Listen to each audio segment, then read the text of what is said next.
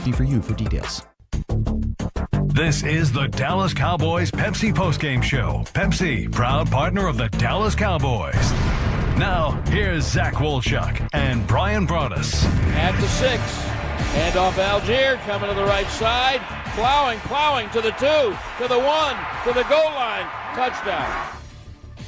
Cowboys fall 27-21. It's their first 3-game losing streak since 2020, the COVID-shortened season, and now they are 3-5. They're tied for the most losses they've had over the last 3 years, where they've gone 12-5 under Mike McCarthy. Zach Wolchuk alongside Bryan Broaddus. It is the official postgame show brought to you by Pepsi, made for Cowboys watching. We were talking at half, Brian, and the Cowboys had the opportunity to come out of the half and go down the field, score a touchdown, go ahead and make this thing closer. They, again, have a penalty. I mean, I think that's something that is a topic of conversation throughout the postgame show. The pre-snap penalties, big-time issue. They get a pre-snap penalty on a false start from Terrence Steele. It's now 1st and 15, and they end up on 3rd and 5, throwing to Jake Ferguson for 3 yards. It's 4th and 2, and then came one of the worst fake punts that you'll probably ever see. You now put the defense on a short field. They go down the field and score in 2 minutes and 47 seconds, and Atlanta goes up 21-10. Cowboys made it 21-13. Another turnover on downs, then gave Atlanta a touchdown, 27-13. Dak leaves with a hamstring injury. Cooper Rush comes in. Cooper Rush making some good throws. Yeah. Couple of receivers not helping him out. They do go 14 plays, 86 yards on their final offensive drive to make it 27-21. Rush to Tolbert to give the Cowboys some life. They don't get the onside kick. They're still the only team to recover an onside kick this year, but the luck not on their side. A couple of knees. Falcons end up winning this one. They improved to 6-3, and now the Cowboys have an injury to their quarterback with a hamstring and also what looked like a hand injury. They're 3-5. They've got penalty issues. The offense again struggled today, and they've been wounded on defense all year long, and today was no different. Yeah, it was. It just seemed like that the fake punt was kind of just it really kind of told the story of your whole season so far. It didn't look like that it was something that was you're throwing the ball out there to C.J. Goodwin. He's a guy. It's a primary special teams player. Didn't even look like he was ready for the football. It looks like that maybe that he missed the call. I know there was some talk about some holding on the outside, maybe some interference, stuff like that. But man, when I watched the replay, I was like, God, was he even ready for the ball? Was it something that he was trying to separate off the line and get in position to make to make the reception? But it just unfortunately for the Cowboys, the injuries are starting to mount up. They're having to deal with that. Their offensive line isn't particularly playing well, or has not played well this season, and that's been a problem. And so it's just kind of a lot of things just happening in this game. The game management, it's just take your pick. There seems like something every series, every down. There's something that the Cowboys have to deal with, and yeah, we'll see what the situation is with Dak and his hamstring and his hand, and we'll see what the situation is with CeeDee and his shoulder, with the Philadelphia Eagles looming on the horizon. 877-881-1053, the number to call, the number to text after another Cowboys loss, 877-881-1053. And yeah, a hamstring. That's certainly one that you think could possibly miss a handful of time here. Dak finishing 18 of 24, 133 yards and a touchdown. Cooper Rush then came in 13 of 25, 115 yards and a touchdown. But all in all, Cowboys 9 penalties today, 55 yards. They didn't turn the football over. They did force the game's lone turnover. Unfortunately, they weren't able to do anything off of it. But again, it was one of these things where they stress complementary football, and when your defense gave you some opportunities, the offense didn't really do their part with it, and vice versa, and it didn't really click today. Now, bright spots, Rico Dowdle, 12 for 75, averaged 6.3 yards a carry, also had the receiving touchdown, and DeMarvion Overshown was all over the field today with 7 tackles. He was flying in, making plays left and right, just looking for some positives here, because otherwise this one feels like it could be some might have thought the season was over, but this is going to be a tough one to kind of circle back from. Yeah, it is. Again, with all the injuries, and we'll see who comes back and who's not here. Not making excuses for that. This was a game that was really interesting from the Cowboys aspect of going into the week. We talked about Kirk Cousins and facing pressure, and this was a game where and I know we'll get the opportunity to watch the film in the morning and see, but it seemed like to me there were pressures in this game, but Kirk Cousins was more than up to the task for it. I believe, I was going back just kind of looking at my stats, and it was like he was 8 of 11 against the pressure for 110 yards and a touchdown. And that was after we talked about just how poorly he had played when he had to deal with pressure and then no pressure. But in this game, it was the Cowboys did find ways to get pressures. Couldn't find a way to get him down a couple of times, but he was just going back and look at it. He was 8 of 11 for 110 yards and a touchdown when under pressure in this game, and that's what the game plan was going in. You had to find a way to get pressure on Kirk Cousins, but he was just outstanding in this game. Carl Lawson probably having his best game as a Cowboy, yeah. And then Maris Leaf at the end there. Also had a pressure. But on the other side, I mean, the conversation in the pregame show and all week leading up to it was Atlanta was a team that didn't generate any pressure, whether they were rushing for or blitzing. And today it seemed like, this was kind of a get-right game for them in terms of defensive disarray on the Cowboys' offense. Yeah, the offensive line has not played particularly well. They have not protected well. They don't run the ball particularly well. They ran the ball, I think, well enough today. I think Rico Dowdle gave you something running the football, and if that was something you could get every week, boy, that sure would be something that you would, that would benefit your offensive attack. But when they gave up pressures, when they couldn't get to second level linebackers, had problems. Teams were starting to twist stunt more in front because things were happening with the center. They had to give a twist stunt sack with Steele. They just have not been playing very well as a group. And that clearly showed today when you allowed a team to control the front at times as well as the Falcons were. Oh man, this was one where coaching I think stands out more than anything. I mean, certainly the play and the execution on the field was not good enough, and there was hey look, I'll say that third down play that was drawn up to be a screen to Jake Ferguson was a perfectly called play. Yeah. That one should have busted for maybe even a touchdown. Unfortunately, Fergie doesn't quite get a long enough chip on Matt Judon. He's freed up. He's able to knock the play down. And there might be some more plays you go back and you look at. But the amount of pre-snap penalties, the 12 men in the huddle, the decision to, oh my gosh, here's a fake punt, just line up and put your offense on the field if that's what you want to do. This was a pretty damning day for the head coach, in my opinion, Brian. Yeah, it really, really was. And, when we talk about the discipline or lack of, this team clearly lacks discipline in a lot of areas. And, but there's things that it's not just one thing. They don't block particularly well. They don't tackle particularly well. They don't cover particularly well. The turnovers, I mean, they had some opportunities today to get some more turnovers. They didn't get the turnovers. Your quarterback, there was, whether a game plan, Dak came out this week and talked about the game plan, that he really, really liked the game plan. Well, it seemed to me that the game plan was just to throw the ball short all day, and not take any shots. You saw some of the passes go downfield, with Cooper Rush. I'm not going to say that was just prevent defense the whole game, but they didn't really attack some spots. I thought that Alford, the nickel corner, got away with some stuff in this game. If you look at Dak Prescott, like I said, I think he only threw one pass that went over 10 yards today.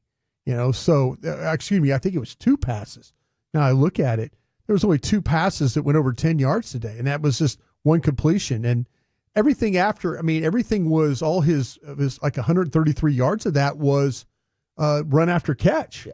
So it really wasn't to do with anything with, them kind of working the ball downfield. But, boy, I just felt like that if they were going to throw the ball, that they could take advantage of Alford. And I'd be really interested to see how much he was nearest defender on the play. And did they really? But they let the Falcons, I think, off the hook today when it came to the way they attacked them. Yeah, a lot of missed opportunities. And that goes a little bit to what you're talking about with Mike McCarthy, and then also the coaching staff. Yeah, no doubt. And then they certainly had an opportunity with Kevontae Turpin on a punt return. Unfortunately, he steps out of bounds, and he had the big drop. There were plays probably missed all over the field, left and right. And when you're a football team that is struggling like the Cowboys are, that really lacks the personnel that you need to win in the league, and then you're also dealing with a bunch of injuries, you have such a small margin for error, not taking advantage of certain of these chances. And then also bad decision-making, like the fake punt call. Yeah. I mean, these type of things are reasons why you've lost 3 games in a row, and you're now looking up and you're one of the worst teams in the NFC. Yeah, and to me, that's maybe, Mike McCarthy, I think he has a lot of faith in Bones Fossil. And I think Bones has the ability to kind of do what he wants to do there. But, man, that was just so ill-timed. And it looked to me just so ill-executed. Yeah. I'll go back, and I'm sure we can watch it again and again. And it just didn't look like, to me, if you're gonna do something like that, okay, I think Brooks is one of your personal, not one of your flyers. Put a receiver, if you're going to throw the ball there, put a receiver to that side. Do something a little bit different. But that's just a low percentage play right there, throwing the football, especially in that situation when you're only down 4 points. Find a way to maybe punt the ball down the field and then see if you could get a stop and get the ball back. But you gave them the ball right there, and the next thing you know, you're down 11. 817, that 12 men on the field was all on the coaches. You don't run a trick play with a new player on the field. That's peewee level stuff. Yeah. Atlanta never had to turn it up. The game wasn't even close. Dak has aged enough to be a lesser talent than Cooper from the 972. I do wonder, I'm sure we'll get the Cooper Rush stands that'll be calling in here for the post game, 877-881-1053. Let's try and sneak a call or two in here before we go to break. I know a lot of you probably upset and frustrated, certainly, at the direction the season's heading, and now the Cowboys having lost 3 in a row. Let's go to our guy Charlie in New Mexico. Charlie, what's going on? Hey, guys, I'm going to be honest with you. I enjoyed watching this team when they were 1-15 more than I do now. This team looks so unprepared. It's like when you notice a weakness of a team, everybody in the league tries to attack that weakness. The Cowboys come out and act like they're the only people in the league that don't understand this. Yeah. And this coaching decisions that Mike McCarthy does in-game, it just drives me nuts. This 1990s playbook is not working. And some of this sweep on 4th down, where you got to run, it takes 3 or 4 seconds to execute the play when you need 1 yard for a first down. Right. Then the fake punt. And then the time management. My God, it's time to start over, guys. And I don't even enjoy watching this team anymore. I appreciate the call, Charlie. I think, we're and he's not wrong. I think we're halfway finished with the season, and it's likely I don't think it's going to get any better. I don't think there's any magical thing that can come. The schedule gets tougher. I'm looking at teams right now. Teams in the hunt and teams that are leading divisions, and you might not even be better than the Giants right now. The Commanders, you got twice, the Eagles. It's Houston. I don't think things are going to get particularly better here. And the injuries have been a huge problem. The coaching decisions have been a huge problem. Quarterback not playing great. It's been a huge problem. You're fighting through a lot of things. So people out there that are wanting things to change, you're going to probably get your wish here in about 8-9 weeks.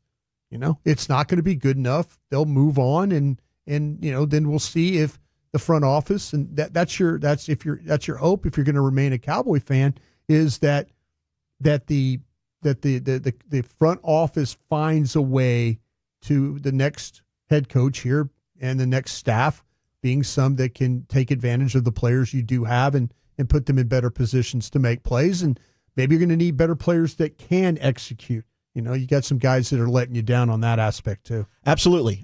Full blame to go all around. 877-881-1053. We're hanging out with you until 6 o'clock tonight on the official postgame show of your Dallas Cowboys. Zach Wolchuk alongside the Super Bowl winning scout Bryan Broaddus. Will continue to hear from you. Your calls and texts. We'll hear from Brad Sham, Mike McCarthy, Dak Prescott. More audio from the locker room. You're listening to the Dallas Cowboys Radio Network. Every moment. That Ciroc does. From the tailgate to the touchdown.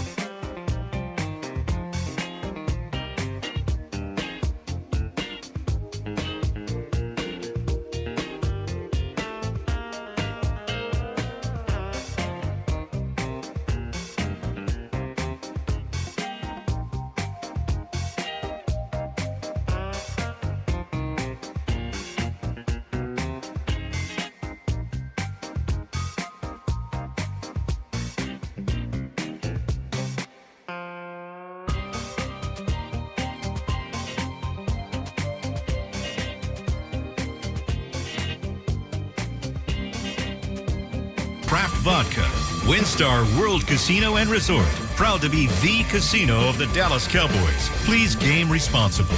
Sleep Number. Sleep Number, the official sleep and wellness partner of the Dallas Cowboys. And by Miller Lite, the only beer of the Dallas Cowboys. Waits at his 15. Oh, fake punt! Anger throws it.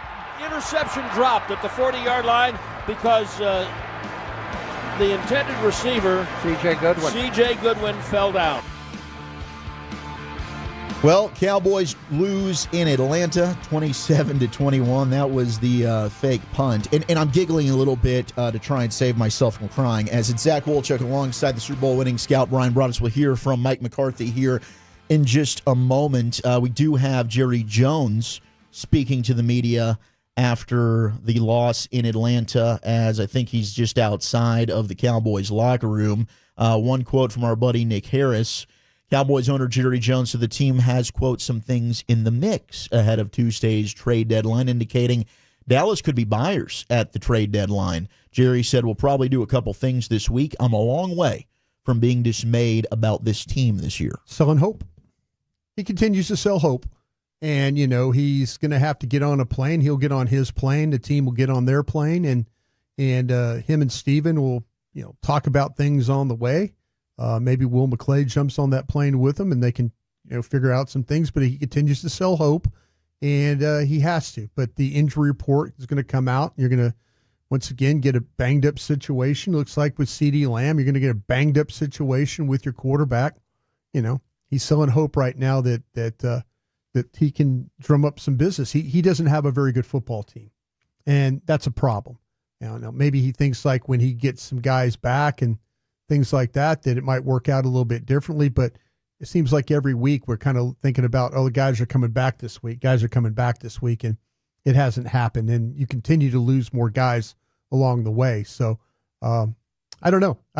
Me personally, the Commanders are 7-2 now. Eagles probably going to beat Jacksonville today. That'll make them 6-2. So yeah, it's you're far away from winning this division, and I don't know if you're one player away from doing something to completely turn this season around. Apparently, Jerry also saying he gave an emotional chat to the team. He's also quote concerned about Dak Prescott's hamstring injury. Sure, he is, and he should be, and he's Jerry is in a little bit of denial right now about his football team. He doesn't want to believe that they're this bad, and they're this bad. And this is a team that he and Steven, Will McClay, Mike McCarthy have built. This is where they are right now. They don't have the depth that they once had. They're poorly coached on several levels. They're poorly game managed. Their quarterback, does not play well enough to win a game like today, like they needed him to win. And so they are who they are. Like I say, I think Jerry I think he's selling everybody hope out there. Oh, keep your eye on us. Keep your eye on us. You're not one player away there, boss. You're just not. And, I don't know if there's anything they can do to change that. I think he thinks the fan base are idiots. Yeah. I shouldn't say idiots. That's unfair. I think that gullible. Whatever other word you want. I think in the past, Jerry has not had that feeling of like, okay, I got to keep selling. Now he's to the point where it's like, wait a minute, we're not very good, and I have to keep selling. I have to keep selling it that we're relevant and stuff. No, this fan base is very, very smart. Does it have delusional thoughts as sometimes? Yeah, it does. I think we all have some delusional thoughts about this team, but he's teetering now on the point of trying to convince people to hang in there that things are going to be better. This is just a bad football team right now. And that's they're built this way. I mentioned they don't have the depth, and it's been a big struggle for them. It's just it's crazy to me to think that he's looking at this at 3-5, and I get it. Hey, they were 3-5 in 2018. They traded for Amari Cooper, and it flipped their season. You look at the landscape of where they are right now in the division, and now you possibly are going to be without your starting quarterback moving forward, and maybe your wide receiver. Yeah, it's just your best wide receiver. Yeah, what are you doing? I don't for the life of me understand. You're that. selling hope. You're selling hope that things are going to turn around to the halfway point. He has belief in the general manager as a general manager, and I give him credit. You're supposed to have hope. I don't know how he can watch his football team and see all the mistakes that they make, all the missed tackles that they have, all the drop passes they have, all the poor, just poor coaching decisions they make. He wants to believe. He keeps coming on our airways, and God bless him for doing that. He keeps coming on and talking about, Sean Sharif will ask him, why do you believe? Sean of the morning show. Sean and Artie, why do you believe? Because I've seen it. I've seen it. That's his answer. I haven't seen it now. I haven't seen it from this current team. You can talk about the Pittsburgh game. Geez, that seems like ages ago with that situation. Sure does. Yeah. Yeah, it's unbelievable. I wonder what they would add now. This team doesn't really play in the free agent waters, So I could make a justification that at least if they make a trade here, if it's a player that's not a rental, that it's somebody that they're going to have under contract for next year and maybe beyond, that, okay, that could fill a potential need that you have going into the offseason. But if anything, they should probably be a seller here, trying to acquire more capital when it comes to building this team through the draft, since that's really the only way that they do try and fix this thing. Well, and there's people, I mean, somebody tweeted something at me earlier talking about my opinion on number of players drafted that don't play. And Dallas had a pretty high percentage of that. They love to draft and develop. They've been really fortunate that some of their offensive linemen have hit, and some of their defensive players have hit. They're fortunate of that, but that percentage was actually a pretty high number of players that are drafted and just don't play. So I like I said, I think you got a situation now with Zeke. That's something that they're going to have to sort out. I think there's some real concern. If Jerry has concern about his team, he probably needs to have some concern about Zeke too, which I think he probably does. And, Mike McCarthy as well. But they're just not a very good football team. And we're getting close to Thanksgiving. Like say with the calendar turn, Bill Parcells always taught us in football that you are who you are when you get to Thanksgiving. And, you got games against, Philadelphia and then against Houston. And then, you got the Giants. You'll know who you are right then. You very well could be a team that's 3-7 at that point. All right, head coach Mike McCarthy talking to the at the podium after another 27-21 loss, third loss in a row. What'd Coach have to say? Mike, David Moore, Morning News.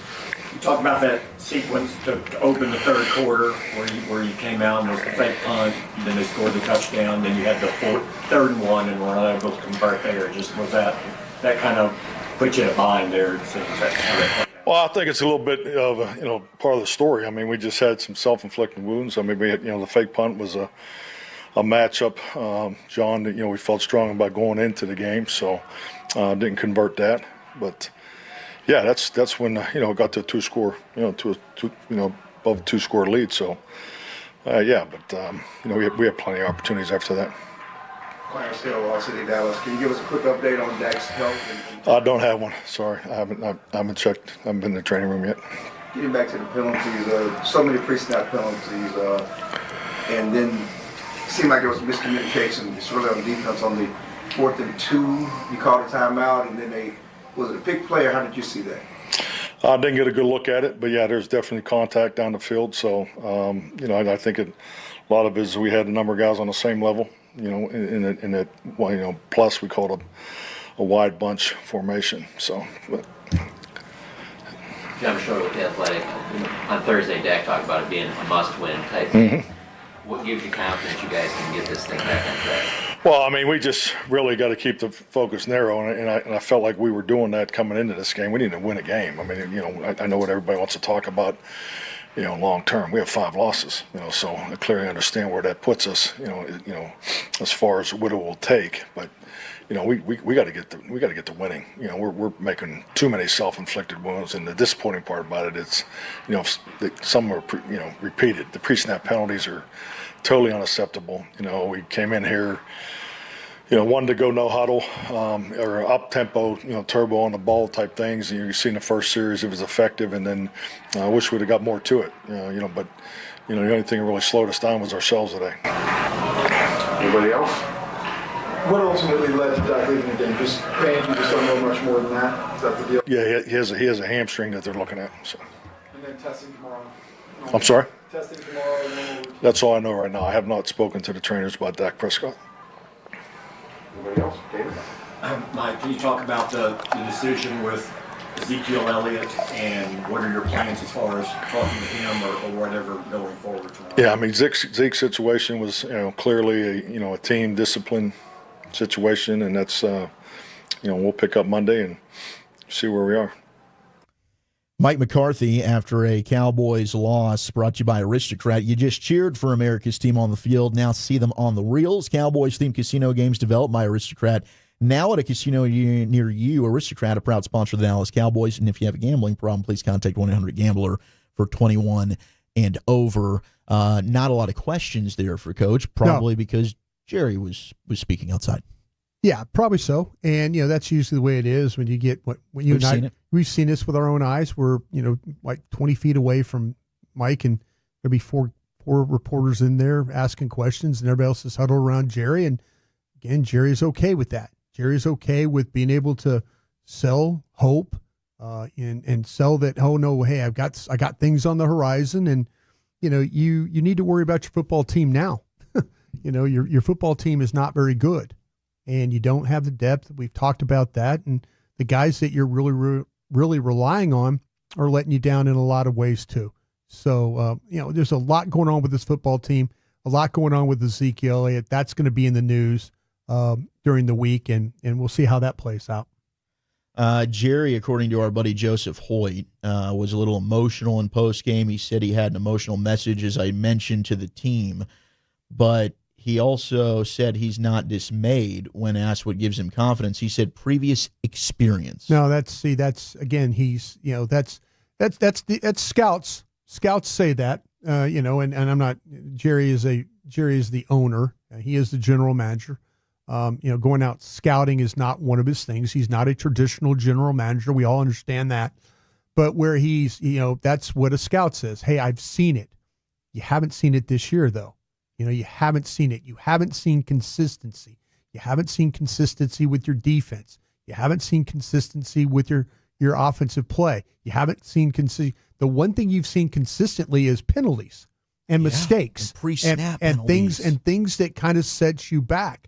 And that's a direct responsibility of the players that the general manager and his staff drafted. If you don't have a disciplined football team, it's going to be very, very hard for you to win. This isn't the 1977 Oakland Raiders that could lead the league in penalties and still pummel everybody. This team's not that. Yeah, but what's sad is I wonder if your owner and general manager thinks it is. He's always the optimist. He's always going to be optimistic. When he sits down, the problem you get into is somebody needs to say, and he's asked the hard questions too of Mike McCarthy and this staff. Why did we think this? Why did we do this? Mike talked about it, something that Bones Fossil thought about would be a good matchup for them to fake that punt. That didn't seem like to me that had a very successful chance to be. There's your guy who your corner out there got knocked around. If you're going to throw a fake like that, if Brooks, and I need to check the tape, but I think Brooks is usually one of your flyers. I think you're right. Put him over there. Put a receiver in position over there that knows how to run the route and maybe get open there, because you saw what happens. Brian Anger just recklessly threw the ball. That thing could have been a pick six coming the other way. That would have been a real disaster. Well, there's no pass interference there outside the numbers. Right. So, it was very, very well played there by Atlanta. 877-881-1053, the number to call, the number to text. We'll hear from Brad Sham. More locker room audio as well. Dallas Cowboys football will continue in a moment. I'm Darren Woodson, former Dallas Cowboy player and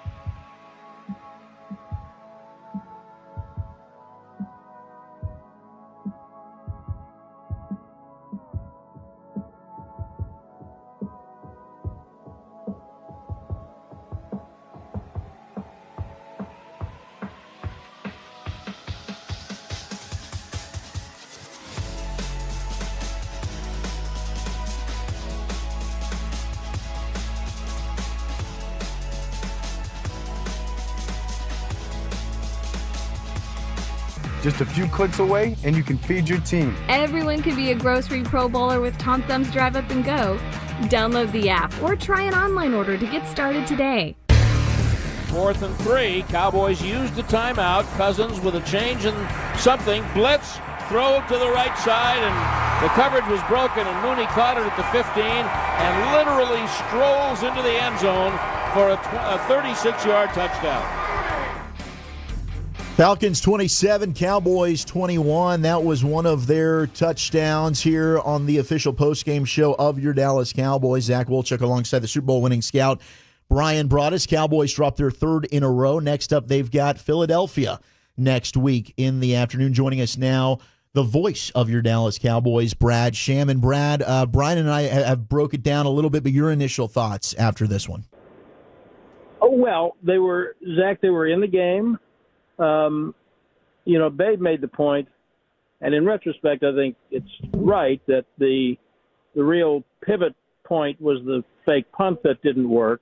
Mm-hmm. But, if it does work, then maybe that's the momentum that gets you going. They had, when they would do something right on offense, they'd get a penalty. The offensive line played very inconsistently, between inconsistent and poor, especially in the beginning of the game. They could not stay out of their own way with penalties and mistakes. Just as an example, the Dalvin Cook not knowing he was supposed to come out of the lineup on the one third down, and so just things like that, unforced errors. And even with all of that, they had a chance into the fourth quarter. Now then, once you lose Prescott and Lamb, it's like the offensive equivalent of the defense. Look, the defense is not playing well, but they don't have the players because of the injuries to compete up front, especially at end. The tackles were average to begin with when everybody was fine. And so they're just not good enough. It's really kind of that simple, and they're good enough to hang in there and give themselves a chance against a team that's probably going to be a playoff team in Atlanta. They are not good enough to get over the hump. Brad, I always feel like, though, I go into these games and I have an idea of who I would like to attack. And then I always feel like, though, when I come out of this, that the other team did a better job of attacking me than I did them. I just look at, some situations in that game where they, I felt like, man, maybe on this they could have done that. And the tape will tell us more of that. But I just feel like that at times they leave opportunities out there. Oh, there's no doubt. And those things will always be the case in close games between two teams that are even close to being evenly matched. And that, Bryan, is what I was kind of talking about, not getting out of their own way, having penalties, right. Having, busted routes, having, hey, there's a lot of things. I would have loved to have seen them just stayed with the tempo game they came out with at the beginning. Sure. And see what happens. And, they did run the ball, but it was that was not a good defense they were playing. Right. And they gave up 3 sacks anyway. Mm-hmm. And but they ran the ball better than they have. So there were some good things. But, yeah, you're 100% right. They just left an awful lot out there, and that's why it was like one or two others this year. They lost a game that they had an opportunity to win. I won't even go so far as to say they could have won it, but they had an opportunity to win it, and they weren't good enough to take the opportunity. Rico did get the load of the carries, 12 carries for 75 yards, average six a carry. You mentioned the running game was better. Did you like what you saw from Rico? Would you like to see him moving forward be the bell cow? Sure, but I think that they've got, I don't know if Zeke will be back anymore or not, but if he is, he's a capable, short yardage, third down back. And Cook, I think, is still useful, maybe in a little bigger role than he played today. But, when you say bell cow, Zach, people sometimes think of, I guess it would be Derrick Henry right now would be the closest thing. You can't even say Barkley. He comes out on third down. So Dowdle's not that. But, yeah, you give him, 15 touches, including in the passing game. He's obviously a pretty good receiver. You give him 15 to 18 touches a game. That's all I would give him. And then, give somebody else 12 a game, and then that would be fine. But you have to be close enough to not be throwing the ball 50 times and the running game just be non-existent. So if by bell cow we mean more touches than anybody else, I'm okay with that. Brad, I was listening to you and Babe on the, when you guys were signing off, and it's tough to be critical of, you don't want to be critical of the coaches and stuff like that. But there's some situations today with game management, and I meant with all the fourth downs, and maybe some of the selections that you had, some of the play selections that you had in fourth downs. I'm 60 years old, and I hate shotgun on 4th and 1. Yeah. I hate it with every fiber in my body right now, And so yeah. I just wonder, are we being too cute? Too cute. Sure, that's an example is the fly sweep. Yeah. But I think that I do think that's the West Coast football. That's the kind of football they play. I think that's what the head coach wants to play. But sometimes, you have to trust the middle of your line and go ahead and quarterback sneak it. Yeah. Or, just try run. I'm with you. I don't like shotgun on 3rd and 1 or 4th and 1. But they're not the only ones in the league who do it that way. But I don't think your criticism is wrong. No. I think, yeah, I think they do. I think they get a little cute. I think that happens all over the league. Coaches get a little cute on short yardage plays, and particularly on 4th down. Yeah, my experience with the West Coast offense was Tom Rathman. They handed the ball to him, or they hand it to Roger Craig, and that thing burst up. They get a block from Randy Cross and Sapulo and some of those guys, and the next thing you know, it's a first down. My 4th down of West Coast offense is not jet sweep. I grew up with Mike Holmgren in that San Francisco offense like that. And they have a play, and we've seen it this year, where if you got 3rd and 1 and 4th and 1, if you go I formation, either straight or offset, one of those plays you can give it to Lipke. Exactly.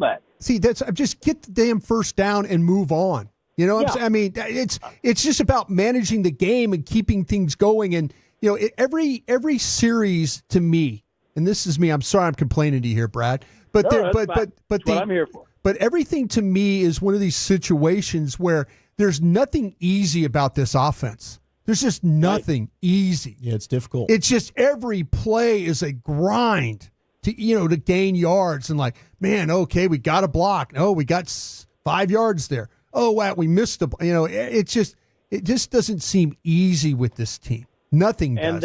And that was what it was just like. Just lining up's not easy, And that was what it was like the first part of last year before the bye. Yeah. And it doesn't. And then you look at some. Now again, the personnel's not the same. No. But Atlanta didn't look that way. Yeah. Their quarterback's playing really, really well, and they could take their best wide receiver out of the game early in the game and find a way to still move the ball. Mm-hmm. Right. And not use their best athlete as a receiver, the tight end. Yeah, exactly. Absolutely. Exactly. Brad, it looks like Jerry Postgame said that he's more interested in making a move heading into Tuesday's trade deadline than he was a few hours ago. Does that excite you, or what are your thoughts on what they should or shouldn't do at the deadline? It interests me, and depending on what the move is, I wouldn't be – I don't want to give up too much, and I think that he doesn't either. But I wouldn't be opposed to getting a Miles Sanders or some running back or a defensive end if there's anybody any good out there. Somebody you can afford, and somebody. I mean, if you can tell me there's a way to get Myles Garrett, I'll take it. But I don't know what that way is. But I think it would be good. because otherwise, I don't know how they're going to win more than 2 more games. I may be to that point now myself, Brad. To be honest with you. Yeah, and if they don't, they've got to do something. They got to change the whole tenor. They got to change. Things are bad right now. Yeah, the Zeke thing is bad, which everybody was at fault. Zeke was at fault. Not sure they handled him the way he expected from the beginning, and so everybody's at fault, and that's bad. The locker room's bad at the moment. Yes. And losing teams are like that. We've seen it. I hate to throw my experiences around, but, I saw Tom Landry's worst team at 3 wins in 1988. I don't even count 89 because they were just churning the roster. Right. Then we had the 3 straight 5 and 11 years. I know what bad looks like. Oh, yeah. And when it's bad, then you have a lot of stuff to deal with that affects football but doesn't have anything to do with football. And I think they're right on that spot now. So to address your question, Zach, if there's something they can do that they can live with and they think makes sense, go ahead and do it. Anything else before we let you out of here, Brad? Yes, I'm very excited that we're going to be home before 4 a.m. Safe travels, sir. Yes. Yep, fly home safe, sir. Talk to you guys next week. Thank you. There he goes, the voice of your Dallas Cowboys, the great Brad Sham, brought to you by the National Medal of Honor Museum. Join the mission at mohmuseum.org and AT&T, the official 5G innovation partner of the Dallas Cowboys. Let's pause 10 seconds to allow stations to identify themselves across the Dallas Cowboys radio network. Your turn it on, leave it on. Home of America's team is 105.3 The Fan. Hello, baby. KRLD-FM and HD1, Dallas-Fort Worth. An Odyssey sports station. 27-21, Falcons over the Cowboys. Falcons improving to 6-3 on the season. Cowboys now 3-5, and they're 3-2 on the road. They'll return home and take on the Eagles next week. Which they haven't won at home yet this year, have they? No, they have not won since that Lions matchup in December last week. Speaking of which, Lions taking on the Packers right now in a battle for first place in the NFC North. Detroit up 7-3 in a rainy Lambeau Field. Zach Wolchuk alongside Bryan Broaddus. Let's get to the phones, 877-881-1053. Try sneak in a call or two, and we'll continue your calls and texts throughout the entire postgame show. So we're with you until 6 o'clock. Let's go to our buddy Jim in Round Rock. What up, Jim? Well, fellas, I tell you, I feel like, I wasn't drinking on Friday, but boy, I tell you, I need to. Hey, I want to say thank you, first of all, Brian. You just made me a better watcher of football. I jotted some notes down. I will say this first. I think our man Jerry is just drowning in nostalgia. He did it with Zeke. He's doing it with the team now. That's what I wrote down, fellas. The offensive, and this is what the tape has shown. The All-22 has been showing for weeks. Offensive line, dysfunctional unit. This offense has more curls than little orphan Annie's head. The football operations are pitiful. And at this point in the season, there are high school teams that have fewer pre-snap penalties than we do. We're plagued by low IQ and low EQ players and coaches. And I mean, I think this is all the coaches, fellas. I know McCarthy, he buck stops with him. But let me tell you something. You just got to get these guys ready, and they're not ready.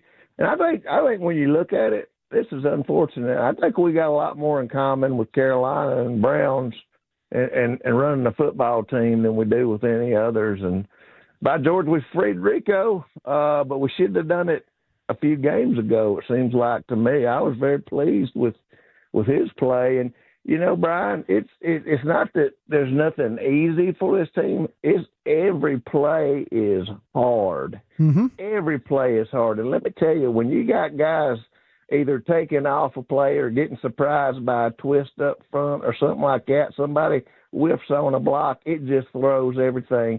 I think his team is borderline paranoid schizophrenic. And I think it starts from your owner. This guy.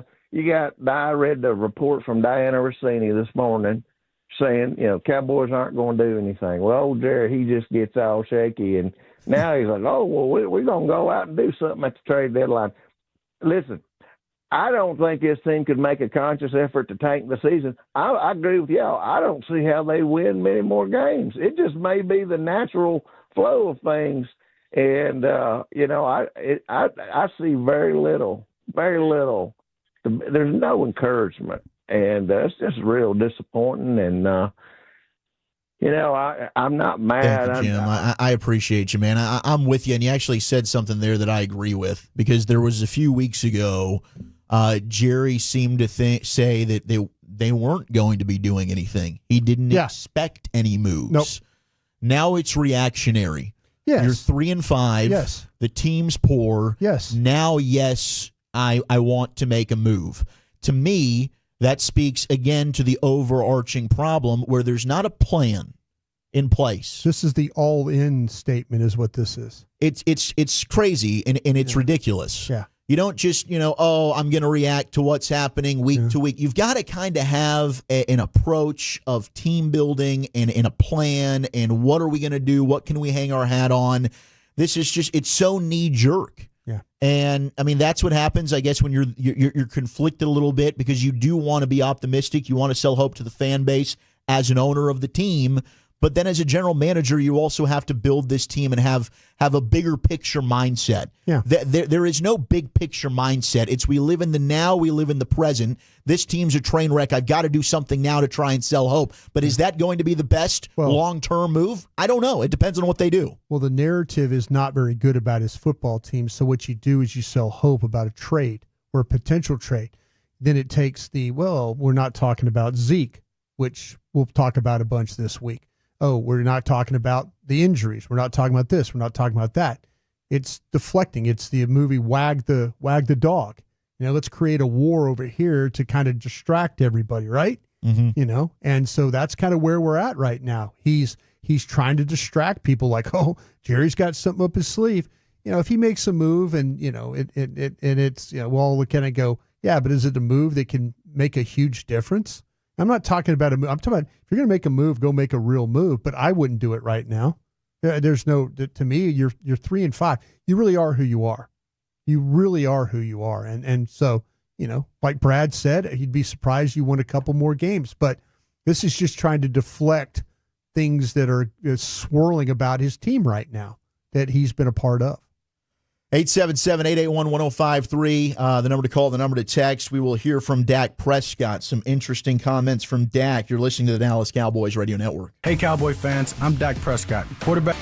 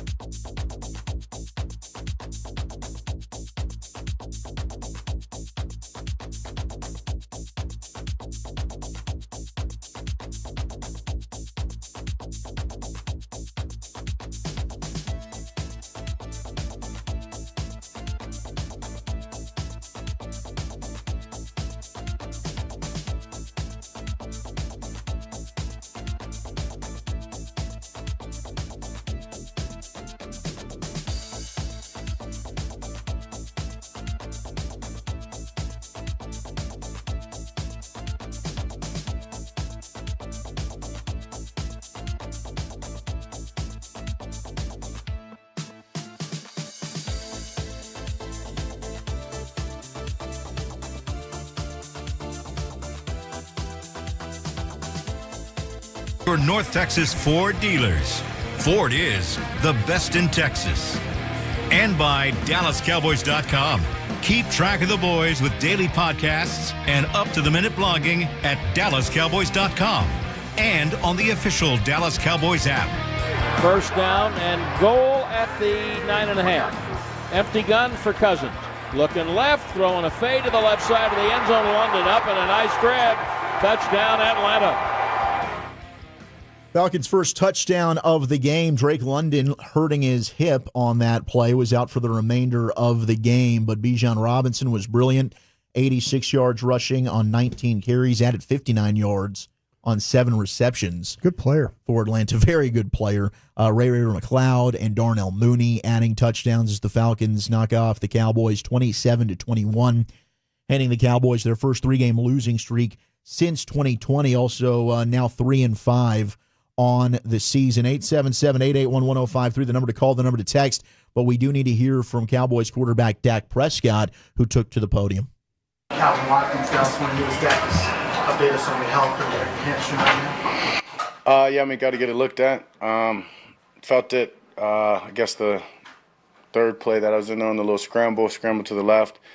Felt it, didn't think much of it, to be honest with you. And then the next play, throwing that the stop route to the field, pulled something. I guess felt a pull or felt something I've never felt.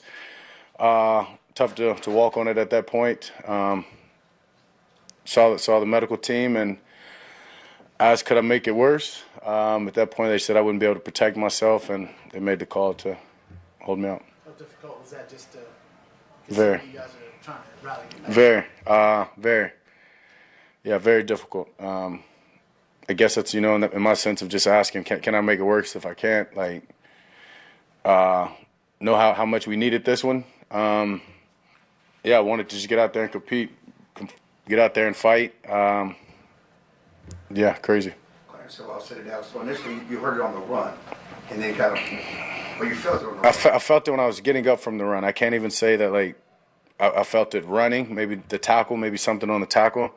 Yeah, I don't know, but when I was standing up from that, I felt something, but actually, didn't think it was much. You get tackled, it's a physical game. A lot of times you feel different things, and, they kind of go away. And as I said, when I got to the top of my drop to throw the ball to Jalen Brooks to the right side, I felt something I've never felt, and, it was tough to walk on it at that point. What's the mood of the team right now? One more time? What's the mood of the team right now? Obviously frustrated. Obviously, I feel like I said that last week, disappointed. Felt like we could get this one. Felt like this was a great one set up for us. And didn't get it done. For me to experience this, have this, add to the injury, CeeDee getting banged up a little bit during the game, tough. Got it. And Dak, when you say it's something you've not felt before, when you've not had an injury, you know what you can and can't play through? Is there something that you're going to have to see during the week to know how long this could last for you? It's hard for me to say. I would say that I'll be out there next week. Once again, I've got to see. Luckily, I can say I've healed fast. I progressed fast on injuries and things, so I'm thankful for that. Got to get a picture of it. When we get a picture of it, I guess we'll see how bad it is. And it'll take a lot for me to not be out there, I'll tell you personally. John Machado with The Athletic. You talked about on Thursday being a must-win game for you guys, and then you talked about the injuries of you and CeeDee. 5 losses. Just what gives you confidence that you guys can get this back on track? Yeah. Obviously, as I said, for me to be able to heal fast, as I said, I think CeeDee's just banged up. Nothing serious there. Other guys getting back, being healthy, and some games that are all in front of us. A lot of division games start next week, right? Our second one of the year. That sometimes this league, it just takes one. It takes one to get it going, to get that confidence back, to feel good, and rally from there. So not looking too far ahead. It's about getting our bodies back and healthy tomorrow, and then trying everything in our power to put our best performance next week at home against a good Philly team.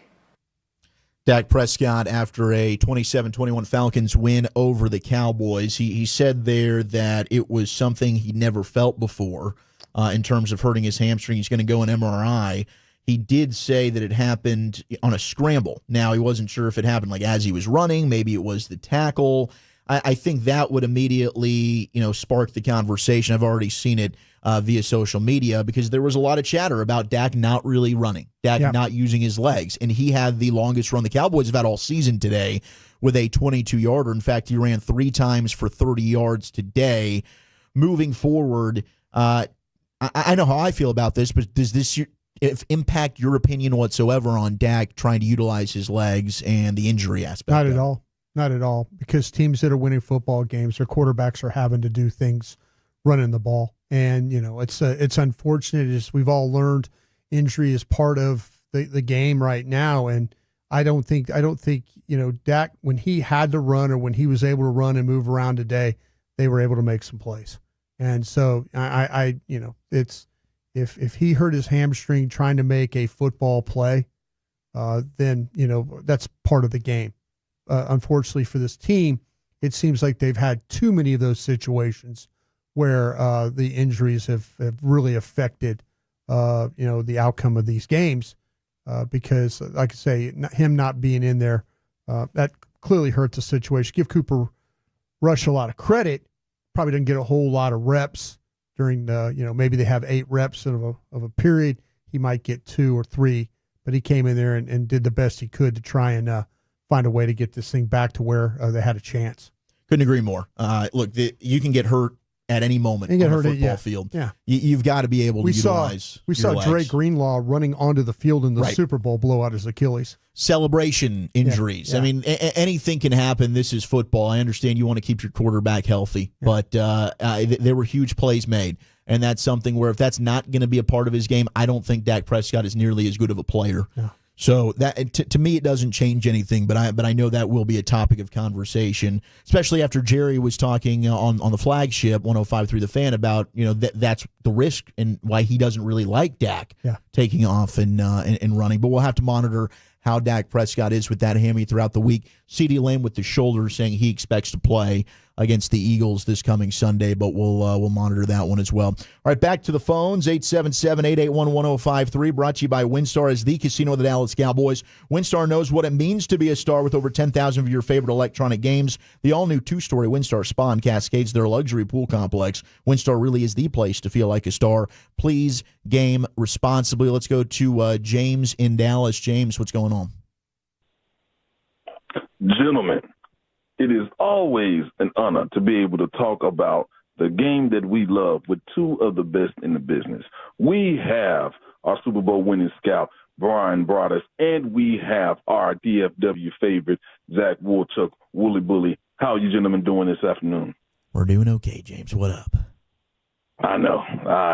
It's tough. I lament the song of the great Don Meredith.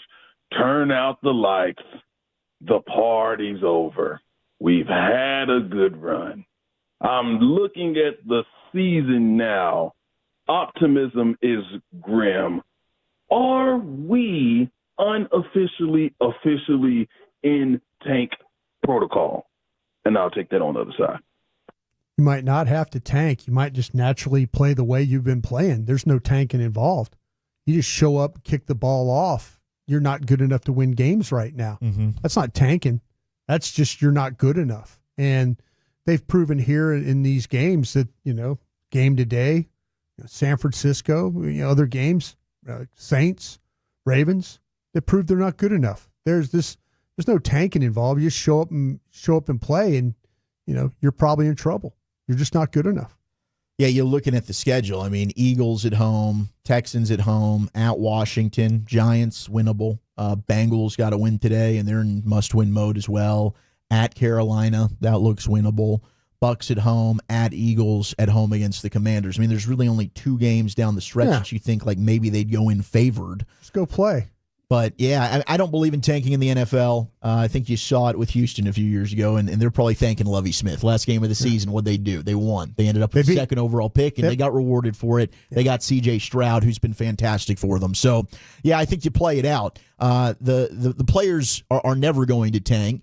You put bad film out there in the National Football League, you can ruin your own career. No, you're naturally not good enough. But I don't think you have to worry about that. Yeah, don't worry about that. Just go play. Things will fall into place. Yeah, there's nobody. I mean, listen, there's nobody who's going to go walking through that door. Charles Haley is not going to come walking through that door. Deion Sanders is not going to come walking through that door. Troy Aikman, Emmitt Smith, they're not going to come walking through that door. You've got a problem with your depth. You're really, really banged up. You're playing with a lot of young guys. You're an undisciplined football team, and you're struggling on offense and defense. Your coordinators aren't getting it done. Your primary play callers aren't getting it done. You're naturally not a very good football team right now. And that's where you're at. So, yeah, just keep playing. There's no tanking involved. You'll probably lose enough games doing it. All right, let's go to Ron in Garland. Ron, what's going on, man? How are you this afternoon? Hey, good afternoon, man. Y'all doing all right? We're doing it. We're hanging in, man. We're hanging in. Amen, brother. Just real quick. First of all, ask you guys, who controls as far as who's the offensive line coach to begin Mike with? Solari. Okay. Was he a pick from McCarthy whenever McCarthy came aboard? He's been with McCarthy before, so yes, he has some familiarity with him. Okay, that's what I was thinking. Okay. There's just too many pre-snap penalties, man. That's ridiculous. I mean, that's just like high school football doing that. And I watch high school football a lot of times, and they don't get that bad. Sure. And false starts, delay of game. I mean, you just that 12 men on the field. You can be a 3rd down and 3 and have a false start. Now you're 3rd down and 8. So that's what's killing them too. I mean, they are a bad team. There's no doubt about it. Yeah. And today again, I said they're watching Dak, and not to knock him every time, but he had 2 easy reads. I can't remember the play, but it had both CeeDee Lamb and it had who's number 1 that was Tolbert open on the sidelines. Yeah, he had them both open, and he's sitting there getting sacked again. I mean, he takes so many sacks. He never throws the ball away. I've never understood that. Thank you for the call, Ron. That's definitely not something that, and I've pointed this out too. Like Dak's always fighting. He's always, and it worked out on the Rico touchdown. But sometimes you got to just throw the ball away and live to fight another day. Yeah.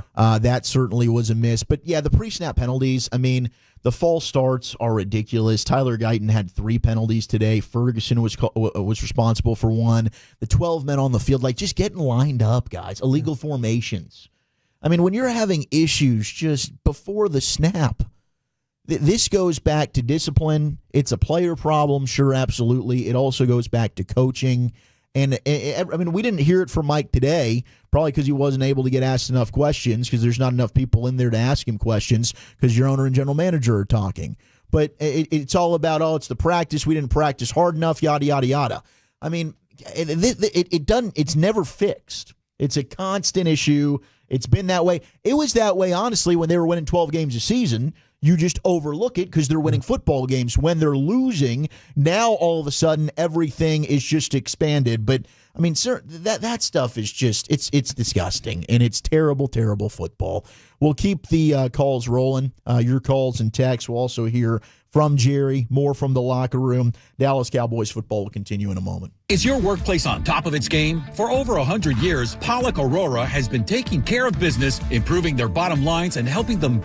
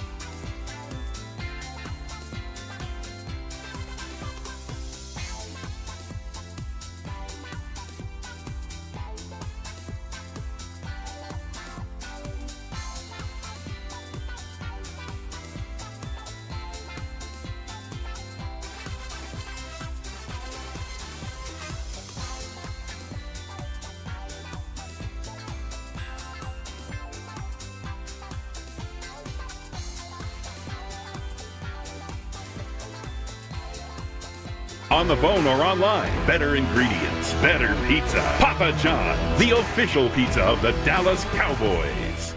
Back is Cousins. Time time, throws it in the end zone, caught. Ray McCloud appeared to get away from Donovan Wilson, wide open for the Atlanta touchdown. 27-21, Falcons beat your Cowboys. They are now 3-5 on the season. Some people asking where are the Cowboys now in the draft order. Currently the 11th pick in the NFL draft, and we still have games to be played. So sure do. That could change. That could change. They could move up. They could move back. I mean, maybe they make a trade, and the season's saved. Who knows? There's a lot that could still play out here. 877-881-1053, the number to call, the number to text. Zach Wolchuk alongside the Super Bowl winning scout. We'll get the tape from the locker room, hear from Jerry Jones here in just a moment. But we did get a question on the text. How did things get so bad? I mean, it just feels like the floor fell out. And we misevaluated the offensive line. Yeah. We misevaluated the defensive tackle position. We felt like that the linebackers were probably going to be the strength of this team, even though it looks like Overshown is kind of making Kendricks is probably a step slow dealing with injury right now. The cornerbacks have been really kind of banged up, so you really haven't seen. You've had to play Carson. I thought Carson was going to be a guy that you could fit in there and play. He'll battle, but he's just not good enough right now. The inexperience and then the time missed. Safety play has been horrendous. You don't have a second wide receiver right now. No. So there's things that we kind of thought going into the season that, okay, this will be okay, and this will be okay, and this will be okay. In actuality, though, they're not playing well enough, and then the depth is a huge problem. The loss of the depth that you've had has been a huge problem. But I think the offensive line, Rico Dowdle, to me, if given opportunity, is going to give you what you. I mean, you could play winning football, but is Rico Dowdle a number one back? Probably not. Even though, if you look at yards per carry today, he was better than Bijan Robinson. With the Rico looked good. Yeah. And I don't think a running back is making a big difference for you if that's what you're going to go out and trade for. Your Jake Ferguson is. We all thought that Jake Ferguson was going to take this huge jump. Yeah. That he was going to be. You're going to be talking about the best tight ends in the league. And there's 5 of them, and Jake Ferguson was going to be number 4. Yep. We haven't seen that yet. And today was really the first time you got to see the yards after the catch from Ferguson. I mean, a lot of the times they're throwing him the ball short in the flat. It's make a man miss. He hasn't been able to do that. Did that today. First half was very, very good. But, I mean, I think the depth, to your point, a huge, huge reason. Yeah. I mean, Dorrance Armstrong, Dante Fowler leave. They go to Washington. Fowler's making big plays every week, it seems like, for the Commanders. You did nothing to replace them. Defensive tackle's been bad. You lose Hankins and Gallimore. What'd you really do to replace them? Not much. The learning curve has been really, really deep on the left tackle, and the right tackle hasn't been nearly good enough. Steele hasn't been good. Yeah, you're gonna you have to think about now replacing the right tackle going forward. And it is probably one of the most difficult things to watch when it comes to this football team. But Zach Martin, who's one of my favorite Dallas Cowboys ever, is literally a shell of himself. He is regressing every week right before our eyes. And he's acknowledged this is probably his last season. Sure, because he's probably felt it. Yeah, this is going to be an offensive line next year. It's going to have probably maybe 3 new parts to it. If I think that, what do you think about that? Well, 2 new parts, mainly on the right side there. Yeah, what I would think. 877-881-1053. All right, let's hear from Jerry Jones, who spoke after the loss. All right, guys, I'll take questions here, obviously, but I'm just got to say this: we came in here thinking we could win that ball game. Mm-hmm. That's a team that we could beat. It's obvious. Mistakes, those kinds of things, just any team in the NFL can do you in. This is not a good time. I really regret this for all of our Dallas Cowboy fans. I will tell you this, that I've been around. I've seen Michael Irvin tear up and cry when he couldn't lose anybody because he's just recovering from knee surgery. Yet his ass came back and led a team to 3 Super Bowls. I know you can be there if you're there. That room's full of guys that can get it done. I believe in them, coaches and all. All right, there's Cowboys owner and general manager Jerry Jones after the loss, and just cue up the 30-year-old story. Yeah. Just, this is he's, he has a team that he believes in. That's, he is the general manager. He picked these players. These are his guys. He'll tell you that he's seen it before with this team. I would say that's hard to believe, Jerry, considering that, you're 3-5 right now. You haven't seen any consistent play. The one thing you've seen is consistent mistakes. The penalties, Didn't see the turnovers today. If you want to, Mike McCarthy, if something you want to be happy about, didn't have any turnovers today. You could have got more turnovers on your end, though, too, as far as, the ball was on the ground a couple of different times that you weren't able to get to. But, you have, there were some, and this is the problem with this team, is there's sometimes that Mike McCarthy will dial up a good play, that screen pass to Ferguson. And all of a sudden, Ferguson doesn't chip Judon enough. So now Dak has got to try and kind of fit it over him, and Judon's on top and knocks the ball away, which that could have been a big, big play. There are things that Mike will do that are bad, and there's things that Mike will do that's good. And, when it just seems like that you can't consistently find, when there's an opportunity to make a huge play or make the defense pay for it, you completely fall apart. Yeah, according to Next Gen, Cowboys quarterback Dak Prescott averaged a career low 3.7 yards per attempt on his 24 attempts. I told you he had 2 plays of over 10 air yards. Yep. You're not going to, and it looks like to me, I'm watching film, I'm watching Tampa, I'm watching Seattle, I'm watching all these teams just go after the secondary. It plays off coverage. We had on Dave Archer, the color guy for their play-by-play, or for their radio network. Yeah. And, he's talking about, I think this is going to be that shootout kind of, they don't get any pressure. What do they do today? Get pressure. What do they do? What do they do in the back end? They force you to have some drops. Now, unfortunately, you couldn't get anybody open. It's kind of the same story for Dallas every week offensively. They have opportunities to make plays, and then when they need to execute it well, they don't get it done. But hey, it's a 90s style offense, which is exactly very quarterback friendly. Quarterback friendly and I guess owner and GM friendly. I mean, we keep going back to the 90s. Yeah. So this is winning football, I suppose, even though it's 2024. And I guess there aren't any examples in modern era time that you can give, because the Cowboys haven't been to an NFC championship game in since the mid-90s. So, yeah, I guess that's what we have to keep falling back on. Yeah. But, focusing on the now, this team has a lot of dysfunction and issues. I just don't really have faith in your general manager to be able to fix and do anything that's really going to help things. No, he's selling you hope that he's going to make a move on Tuesday that's going to draw everybody back in. Now, if he's going to make 11 trades, then God bless him. We're just swapping out the squad. If that's what he's trying to do, God bless him. He's doing a general manager's job right there. But there's not one player that's going to come in here and make a difference for this football team. They've got too many. There's a lot. Way too many holes. All right, let's go to Jeff in Salt Lake City. Jeff, you're on the official postgame show of the Dallas Cowboys. Hey, Zach, Brian, how are you guys doing? We're hanging in. Just wanted to touch on Brian. I completely agree with you in regards to Jerry selling hope. Yeah. But to be honest with you, watching today's game, even when Drake London went out, they got within 3. I still did not think that Dallas even had a chance to win the game. Even with as bad as Atlanta's defense was, I just didn't feel that. I'm at that 5th stage of depression right now where it's just acceptance. Yeah. I'm accepting the way that they are, and I do put blame on all 3 phases, but let's talk about the coaching staff a little bit. Going back to the gentleman in Garland's comment, like Mike Solari, I think we understand why he was unemployed 2 years ago, because this offensive line has regressed.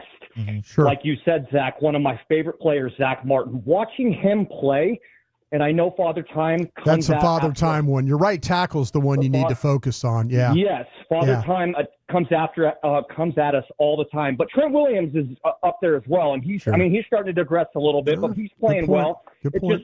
It hurts me to see Zach Martin playing that way. And then, Terrence Steele, we gave him that money. We pay our own, and he has digressed since the injury. It's just pathetic. Same thing with Schottenheimer, RP32, or however you guys have said that in the past. Run, pass, punt. I just don't understand why we recycle these coaches. So I just want your guys' thoughts on that. I appreciate you all that you guys do, but I just don't see maybe one win the rest of the way against Carolina. But even the way we've been playing, I don't even know if that's possible. So thank you guys for taking my call. I appreciate everything you guys do, and you guys have a good night. Your hope as a Cowboy fan is, like you say, that, that things work out where you have no more major injuries. You don't want to be dealing halfway through. If things are going really, really bad, you don't want any major, like guys are done for the year injuries, and then you're having to wait for next year. Your hope then is do you trust this front office if, in fact, they make a coaching change to do a full and exhaustive search for a coach? Do you do everything in your possible, every stone unturned in order to select the next coach? And if that next coach is in a situation where, you're interviewing him and he can't tell you, hey, this is my offensive line coach, this is my defensive coordinator, this is my, if those aren't satisfactory answers for you, that doesn't need to be your coach. And you don't need to interview, just one Rooney Rule guy and then all of a sudden, okay, we're going to, have some Johnny Walker Blues and hire the next guy. This needs to be an exhaustive search. And they had one for Wade Phillips. Remember they did have one for Wade. That thing went on and on and on. But and Wade had some good years. Then Wade got fired. But it doesn't need to be a 3-day search and then go duck hunting.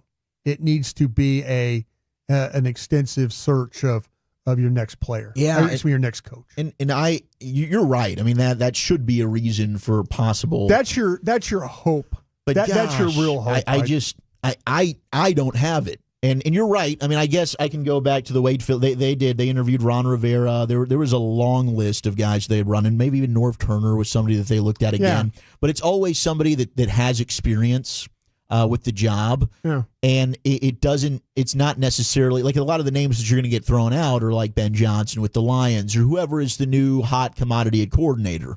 They thought maybe Jason Garrett was that guy. They hired him from within. He's here for a decade, right? But I do think the lack of effort when it comes to the coaching search, I don't have much hope in that. And I think most likely if it happens to be somebody that doesn't have former head coaching experience that they hire, I would be blown away, stunned, and shocked. And I'd be happy to admit that I'm wrong on that. I've just never seen it. It'll most likely be a Mike Vrabel or maybe, Belichick gets thrown out there. But somebody that, Jerry said it all the time, like he doesn't want somebody that's going to have to learn on the job. Yeah. But to the caller's point, and people get fired all the time in the NFL, and it is about hiring your friends. And it's not just in the NFL. I guess that's probably like that in all professions. Scouting, too. They hire friends in scouting. That is an issue, and I don't know that I can get myself up to have that kind of. And it stinks because I am optimistic. Usually, I try to be, but this is being a beatdown right now. So I'm hopeful. I'm hopeful that I'm wrong on that, but I'd be stunned if it ends up being one of those thorough searches. You know what? You're asking something from a front office that you don't have a whole hell of a lot of confidence in right now.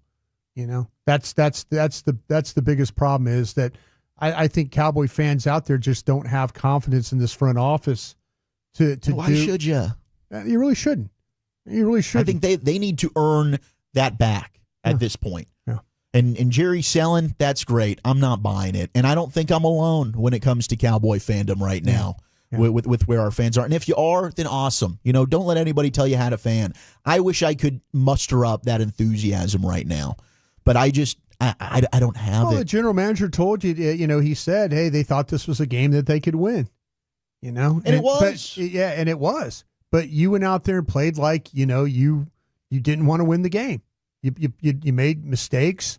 You didn't line up right. You dropped passes. A lot of things happened in this game. So you got what you deserved. You really, really did. And somebody sexting in Jason Witten. He's got a head coaching experience. Honestly, I wouldn't be shocked if they were to interview Jason Witten. I wouldn't be shocked. I would not be shocked at all. No. Not would be in the to slightest. them. That would be like Dan Campbell. Yeah, that would be like Dan Campbell. What kind of head coaching experience did Dan Campbell have?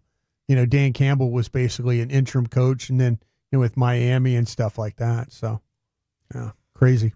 We'll continue to break this down. Still have a lot of calls to get to. I appreciate your patience for hanging tough with us as we're with you until 6 o'clock. We do have a post show that we'll be jumping on as well. So the Cowboys conversation going on all night long following another heartbreaking 27-21 loss. You're listening to the Dallas Cowboys Radio Network. People will always come and go in our lives, but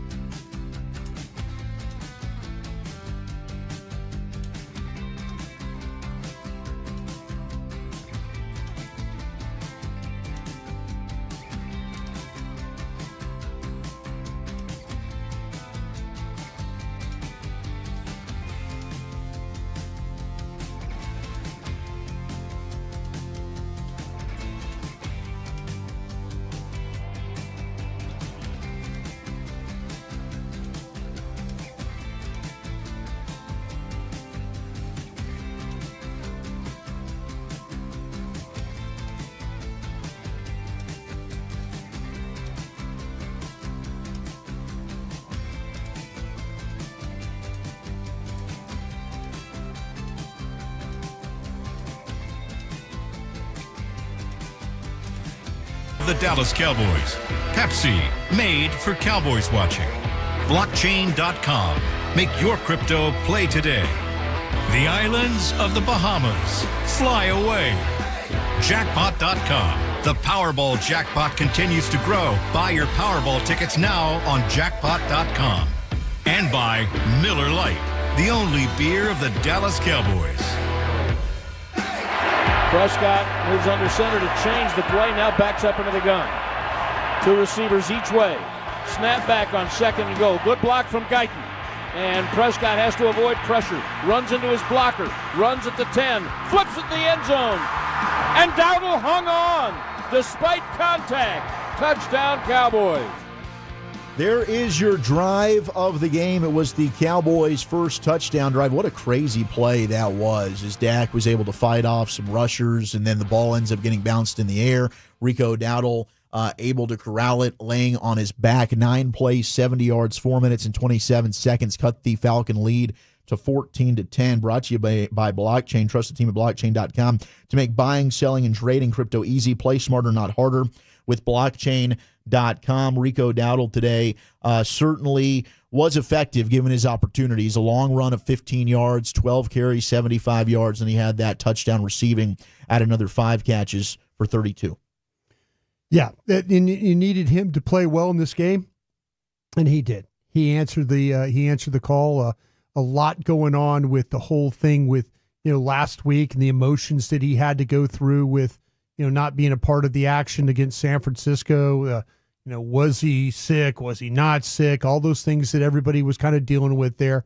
And then to come out today and then, and play as well as he did, it's a credit to him. With Zeke, I'm sure there's people in that room that really, really do love Zeke.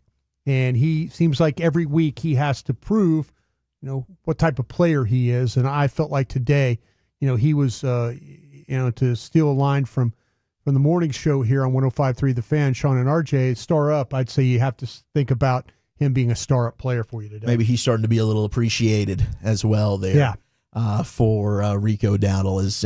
I think he's clearly should be the lead back in that backfield. And to Brad's point, you don't really have the bell cows anymore. They're getting 20 to 25 carries outside of maybe the Derrick Henrys of the world. Barkley, certainly with the Eagles, seems like he's starting to be a little bit featured. But, Rico, give him the opportunity. He excelled in Pittsburgh, and today, even though it was in a losing effort, every time he touched the ball, for the most part, it seemed to be positive. He's a fine player, and he's going to give you everything he has. He's going to run tough.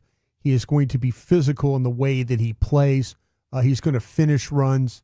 One of the reasons why you won that Pittsburgh game was because of his effort, and he gave that kind of effort today. You just could not, get enough stops, and you could not take advantage of some of the plays that you had that you were unable to make.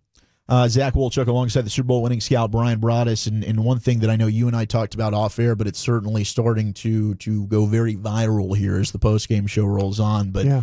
I guess the camera catching Dak Prescott on the Fox broadcast, talking with Trey Lance, and look, I'm not necessarily a lip reader, but it does appear, and maybe he did not say this, maybe he did not. Allegedly, it appears that Dak said, "We bleeping suck." Yeah, it looks like, yeah, and you're right. We're not lip readers, but he in a moment. That's one of the things about these NFL games. There's a ton of cameras around, and when you make comments, that sometimes those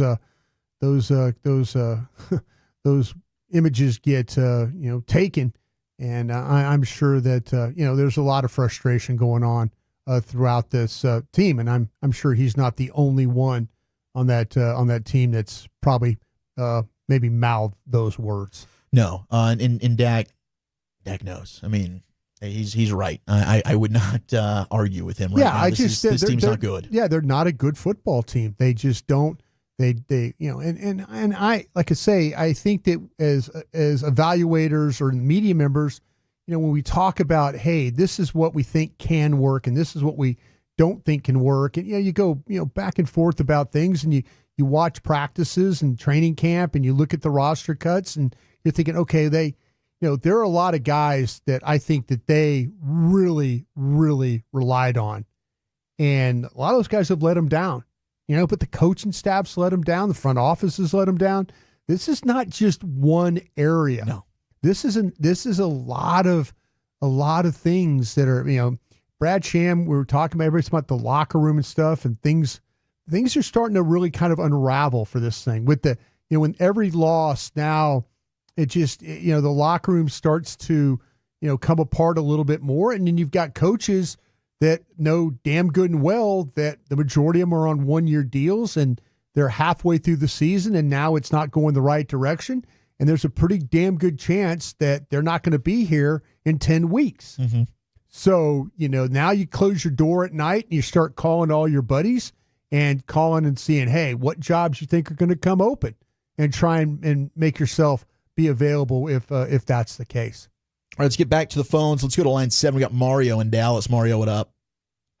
Hey, how you doing, brothers? Man, I love the show and everything like that and stuff like that. My question is this. Who's really at fault here? Who's really running the team, man? Is it Jerry Jones or really is it Steven? Is it just Jerry Jones trying to cover for Steven's mistakes and stuff like that? And maybe give Will McKay a shot of being GM? And my second question is how about we start hitting them in the pockets? Y'all always talk about stuff like that, hitting them in the pockets. Maybe we just change stations and stuff like that.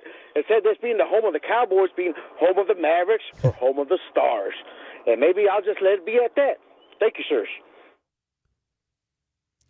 Well, when it comes to who's running the team, Jerry is. Now, I do think day-to-day operations, I think it's Stephen Jones. I think Stephen certainly has gotten more responsibility. I think Will's in charge of the draft. Yeah, Will kind of organize, helps build the boards and things like that. So, yeah, I would absolutely, man, the Eagles just continue to make crazy plays in this Jacksonville game. By the way, that Saquon Barkley is going to be a nightmare to have to deal with. He's had some runs today. Yeah. But anyway, I think to the caller's point, Steven's got the day-to-day operations. Will is essentially, running the scouting departments and the personnel departments that way.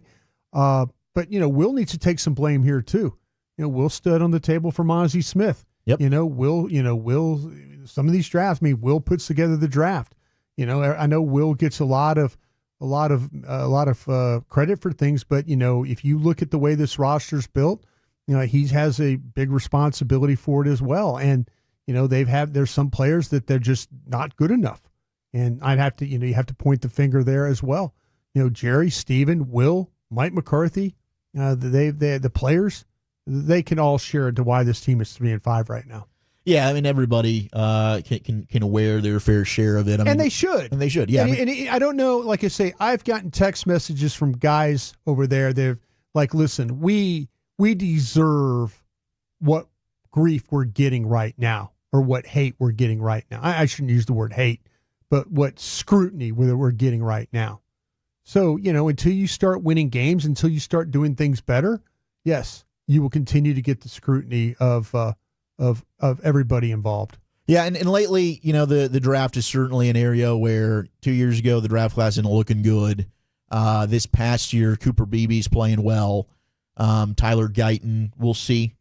Jury's still out on that one. Thought he played better last week. We'll have to see how it's looking this week. Kalen Carson's had up and downs. The tackling stuff with him is really puzzling, because that was a strength of his. That was a strength of his at Wake Forest. Yeah, absolutely. Has not been a strength thus far. But, this year they do seem like, I think this draft will look better than the one 2 years ago. But again, there's so much pressure. If that's the only avenue that you're going to team build, is you have to hit on the draft every year. It's unrealistic to do that.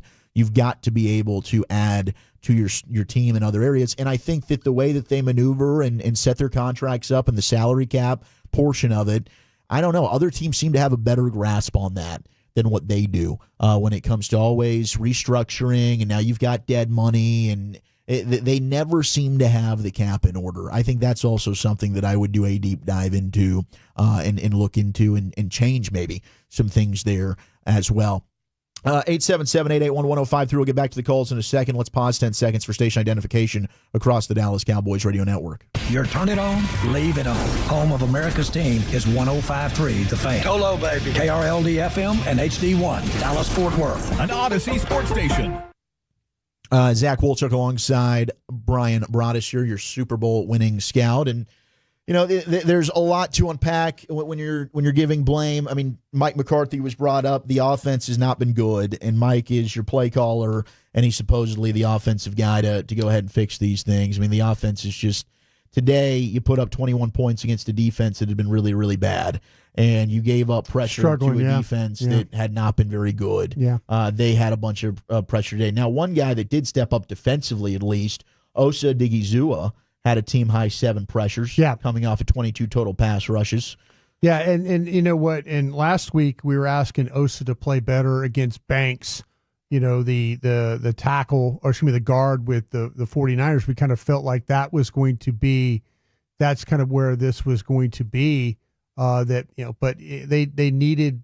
were going to need their line to play. They were going to need, Kirk Cousins was going to stand in a spot. Lindstrom, the guard for the Atlanta Falcons, we knew going into the game was a guy that had given up a bunch of pressures. Him and Matthews had given up pressures. So, they didn't take advantage. They didn't take advantage of it last week. seemed like they took a little bit better advantage of this week with Osa. All right, let's go to Tony in Tucson, Arizona. Tony, what up? Oh, just in here enjoying this in Sunday afternoon. I really want to know where the accountability is coming from with Dak.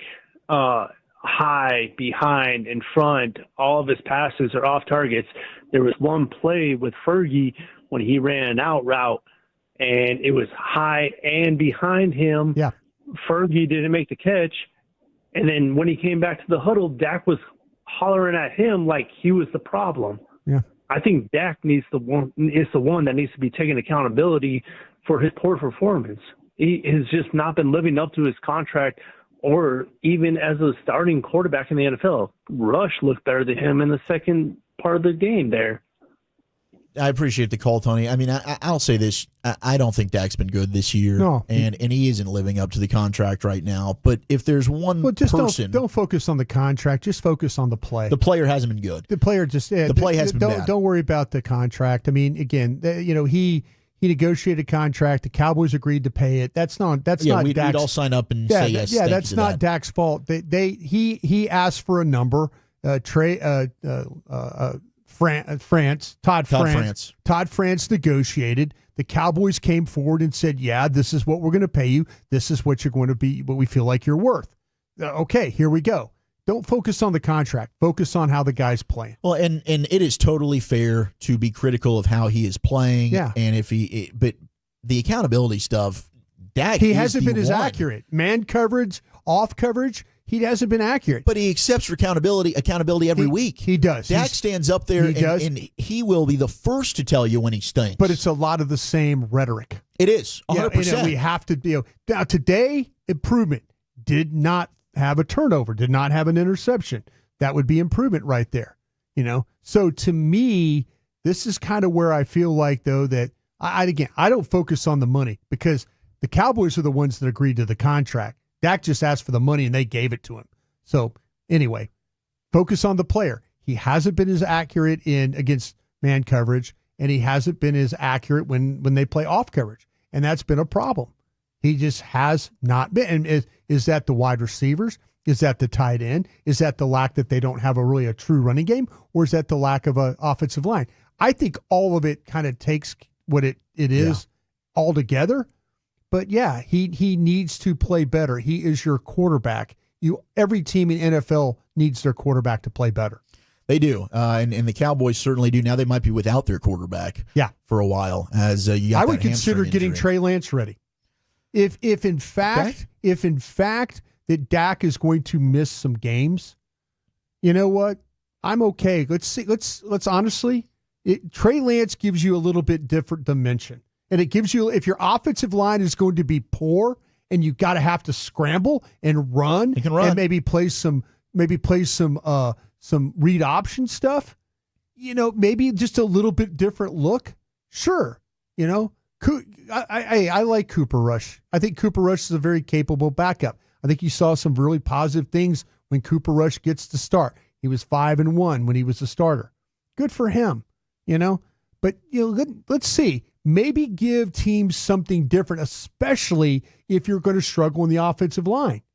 If you're gonna play, hey, these receivers, if you want to play, the hook and the out game and all that, the short passing game.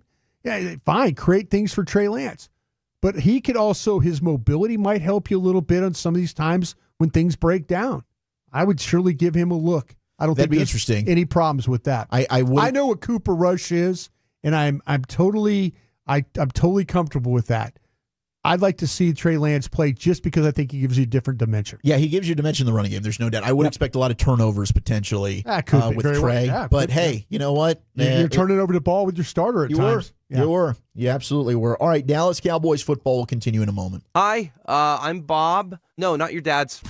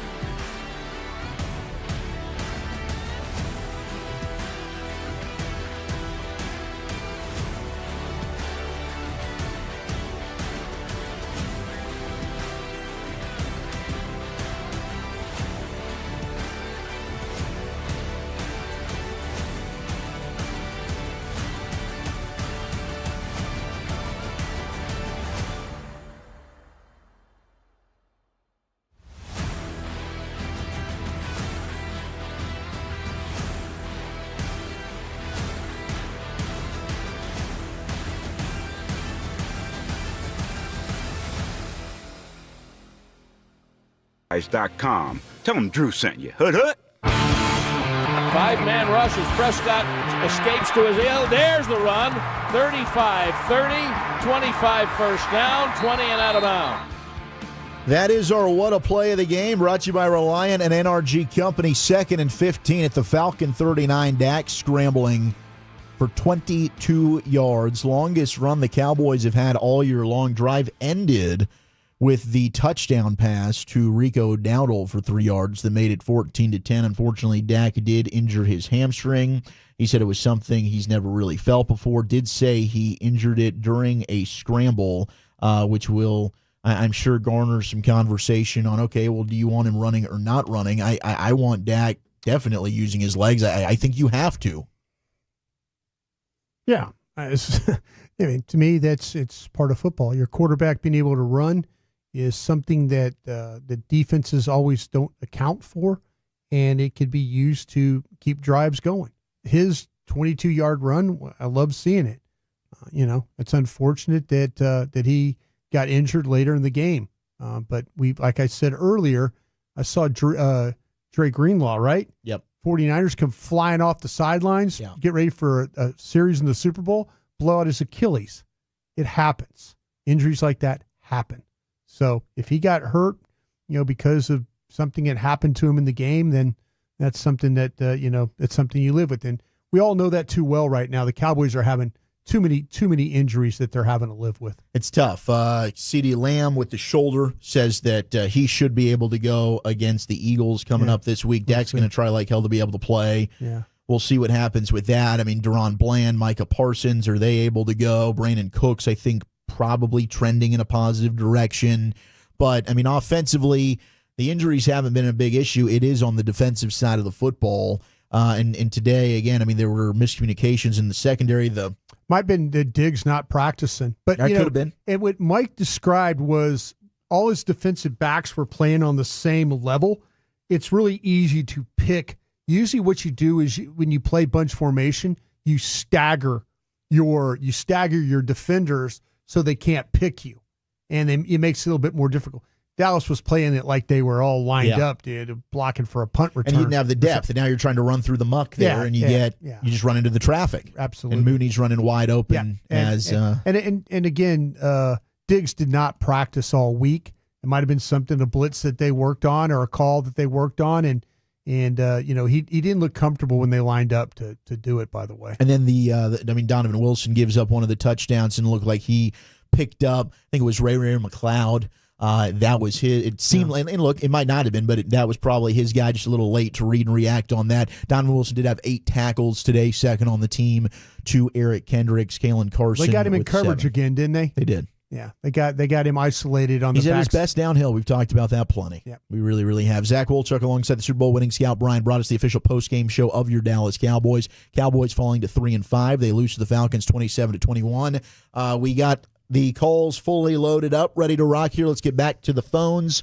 and let's go with our guy, Rodeo Ron. Ron, what's going on, man? Well, Brian. Well, Zach. At least the Dallas Cowboys have proven a couple of things this year. And that is, if they went to prison, their offensive line wouldn't even be able to protect their bologna sandwich. The quarterback wouldn't be able to save his wide receiver or his tight end. The defense is so bad, they would just give up their Roman noodle soup to the other guys just so they wouldn't get violated. If this is your version of all in, Jerry Jones, you should have brought Debbie in too. She would at least have enough wins to score, get to the postseason. We ain't going to the postseason, Jerry. And remember one thing: if you're not drinking Jim Beam with Rodeo Ron, pissed off at these Dallas Cowboys, listen to 105 through the Fed. Where the F you at, baby? Thanks, Ron. I appreciate the call, man. Let's go to Mark in Gun Barrel City. Mark, you're on the official postgame show of the Dallas Cowboys. Hey, guys. Listen, thanks for taking my call. I'll try to make it brief. I'm having a lot of fun. I gave up my Cowboy tickets this year. After 30 years, I bought SMU Mustangs. So I'm having a good time out there. Pony up. With the ponies. Hey, listen, we started talking about this back in in the postseason. Was we were getting close to camp with you guys, and I was listening to the morning show and all the talk, and then all these players jumped ship, and then we lost Pollard. And then I thought, you know what? They're going to play chicken with Dak this season, and they know they're in rebuild mode. And if he gets what he gets it. And if not, that's fine. They're going to go out here in the draft, and they're going to have all this money. Well, that didn't happen. So can you help me a little bit as to the reasoning why they felt the sense of urgency to do what they've done, and now it looks like that they're going to be in rebuilding mode anyway and no money? So I'll listen to your comments. Thank you for taking my call. Thank you for the call, Mark. I believe Jerry, when he issued the all-in to him, that was, I'm all in on re-signing Dak and CeeDee. Yes. And he accomplished that. He did. So he feels like he did what he said he was going to do. Yeah. And that was all in. Yeah. To me, that's, I think if you want to hindsight this thing now, and I think there's a lot of fans out there that are not fans of Dak Prescott. And so they're kind of having their little bit of laugh right now about this. Like, see, I told you, if you win, say, 2 more games, re-signing Dak and all, I mean, that's going to look bad right now. Now we'll see what happens. I'm interested to see Dak Prescott play potentially with a different offensive coordinator, with a different head coach. I'm interested with a different offensive line coach. I'm if we get to the point, and you're going to have Dak for 4 more years after this, right? Yes. And that's going to, we'll see how long a head coach lasts here. Probably, this head coach here is going 5 years. Now, after that 4th year, you'll know whether it's Dak Prescott or the coaches, and I want to believe in Dak Prescott. I really, really do. But there's some things that right now that re-signing is not looking very good for them, and we'll see. But there's people that will argue that signing's not looking very good. I want to believe that. I'd like to see him with a different scheme and a different play caller is what I believe. I do too. I think that's right now the only way to move forward, because like you're locked in with Dak, and I don't think he has ever had the benefit of a truly elite, innovative play caller. I don't think that Kellen Moore was that. Scott Linehan, with all due respect, don't think he was that. Mike, it doesn't seem like that's really trending in that direction either. So, I would like to see, that kind of be the last thing. Yeah, that's, Dak is yours now for the next 4 years.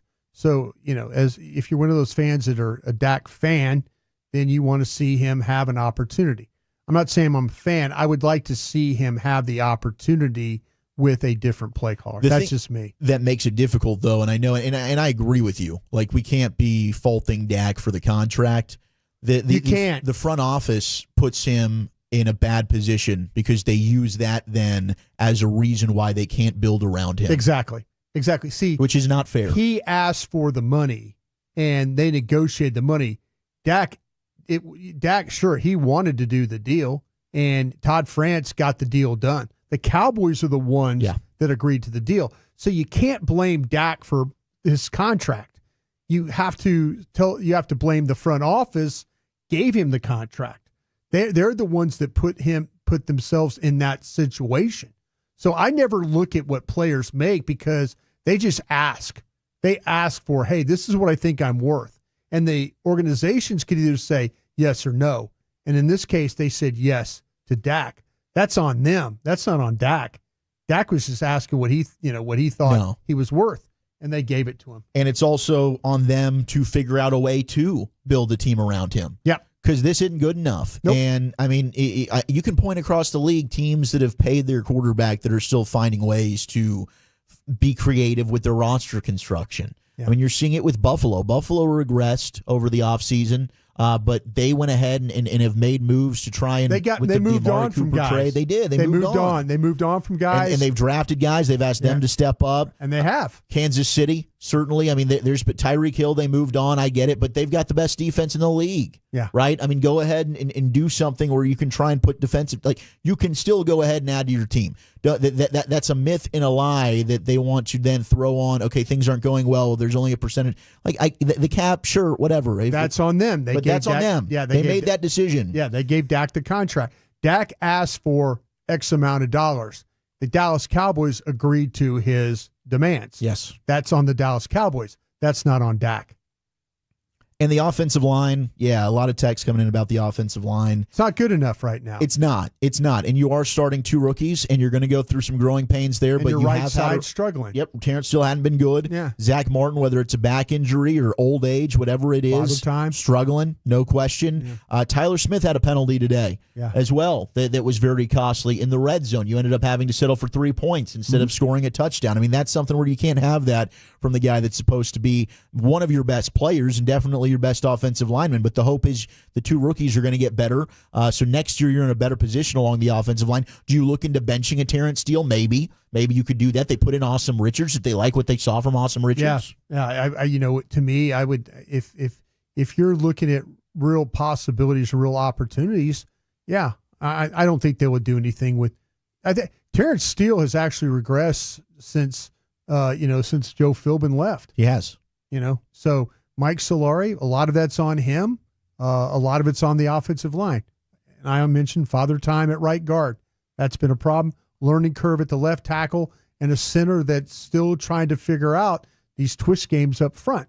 He gets too locked in on, the twisting, and he's got to do a better job of picking that up. All right, let's go to Justin in San Antonio. Justin, what's up? Hey, fellas. Thank you for taking my call. I appreciate it. Broaddus, big fan of your work, brother. I appreciate all the work and research and scouting you put into this team. Thank you. Just a couple of takeaways I took from this game was Dak clearly doesn't trust his offensive line. I saw a couple of times that he got sacked. He really had happy feet in the pocket. When I thought he had a clean pocket or he had time to scramble, make a play downfield maybe or use his legs. Clearly doesn't trust his offensive line. So I think that's a problem. Yep. Shout out to Rico Dowdle. Thought he had a good game today and really established himself as running back one. Other than that, I appreciate y'all taking my call, and I hope you have a great day. Thanks a lot. You as well, Justin. Thank you. I appreciate it. All right, let's go to Mike in Jefferson. Mike, you're on the official postgame show of the Cowboys.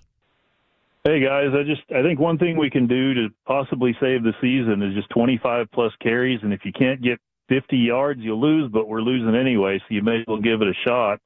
A big running game, we could get one going, picks up the defense, picks up quarterback play, and I think it might help settle the offensive line down because I think the talent's probably there. I just think it's going to be really hard to go out and pick up an impact player on defense or in the passing game. And I think what I'm saying is in line with the point Brian was making earlier about shotgun on 4th and 1. Yeah.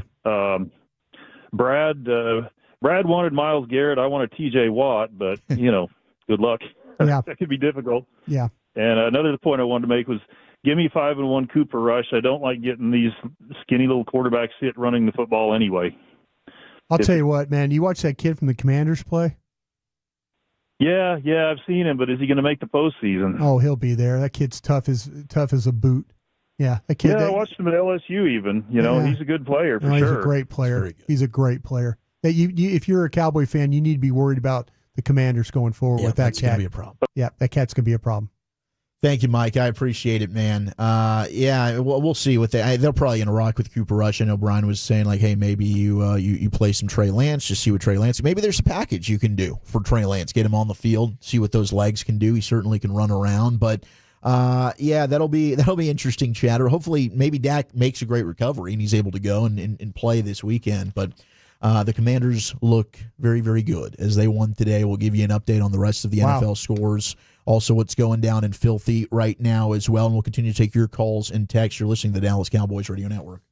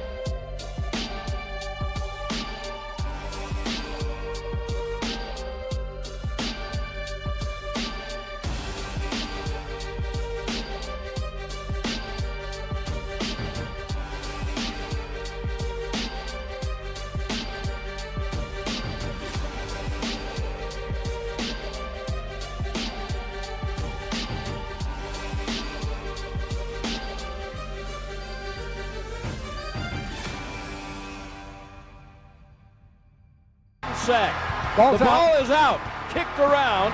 The Cowboys got the ball on a Donovan Wilson fumble recovery. That is our defensive stop of the game, a Cowboys turnover. Unfortunately, when it comes to complimentary football, the Cowboys offense then 3 and out wasn't able to capitalize on that one. And nice job today from Carl Lawson. I'm sure when we watch the tape tomorrow morning that there's going to be some positive, pass rushes from him. So, good from him from, giving you something a little bit off the edge. The more that those guys have having to play, the kind of the harder it is.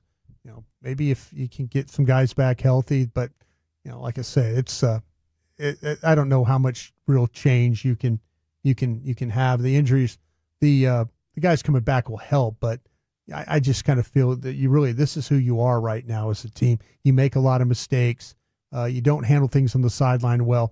You got some things going on in your locker room that are obviously some problems, so, kind of get ready for that. Yeah, and it's great, to have hope. Obviously, you're missing some big players, but Micah and Tank, this defense was struggling with them on the field. Yeah. So I don't think that's going to be the magic wand remedy to go ahead and solve all your issues. Deron Bland, we haven't gotten to see play this year. It'd be nice to see Bland and Diggs on the field together. We have not gotten to see that except for 2.5 games a year ago. Yeah. So it would be nice to get Bland back out there, but you got to cling to something right now at 3-5 and still half the season left. Try and find some type of positivity in that locker room. 877-881-1053, the number to call, the number to text. Real quickly, just a score update from around the NFL.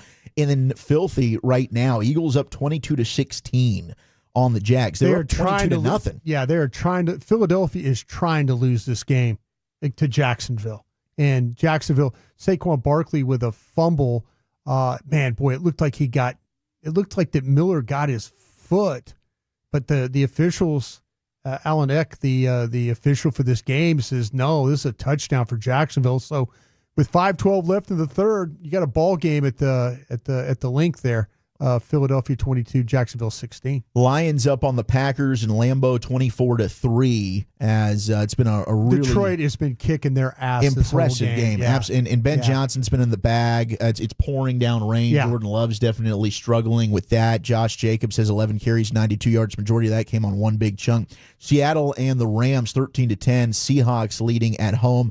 We did have Puka Nacua get ejected in this game for throwing a punch, but Jackson Smith in Jigba, Rockwall zone, 3 catches, 92 yards, and a touchdown in that one. And then earlier today, Bills held off Miami 30-27. Josh Allen with 3 touchdowns, 235 yards for the year. They improved to 7-2. Tyler Bass hitting a 61-yard game-winning field goal. And reports out of Miami, they might consider making some selling type of moves as this season's kind of unraveling in a bad way. Yeah, they're in a situation right now. That injury really put them behind the 8 ball, and even with Tua being back, you knew that they were going to go to Buffalo. Today was kind of going to be the last shot. Everybody that in the pregame stuff was talking about this is going to be a close, tough game, and Miami did make it. But now you're 2-7 and looking to kind of get things better for next year if you can. Cincy improved to 4-5. They got their first home win of the season, 41-24 over their Raiders,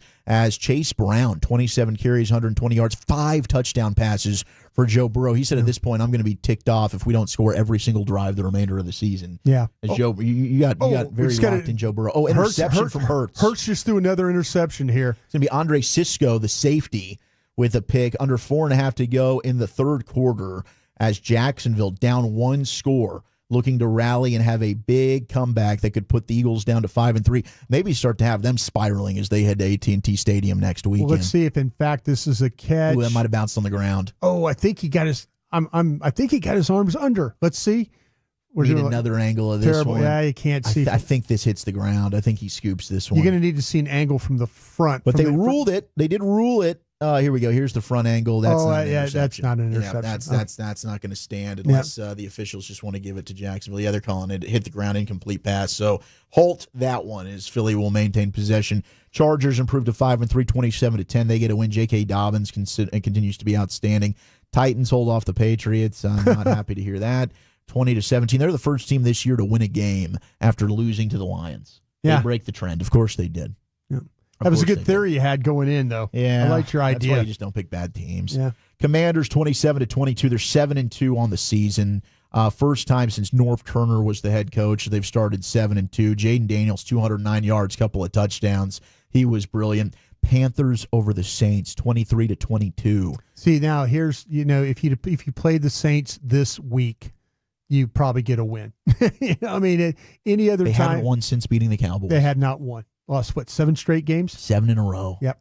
After a 2-0 start. Yep. And the Ravens just absolutely obliterating the Broncos at home, 41-10. Derrick Henry gets his 100th rushing touchdown of his career, 106 yards, pair of touchdowns. Big day for Zay Flowers, 127 receiving and a couple of TDs as well. So there's an update. We'll continue to update you on the afternoon games. 27-9, by the way, Arizona leading Chicago at home. Started raining. That's a domed stadium. I don't know exactly what happened there. If it was a leak, if they had the roof open, they didn't close it at time. Close that roof? It's weird, bizarre things. But James Conner over 100 yards rushing for them.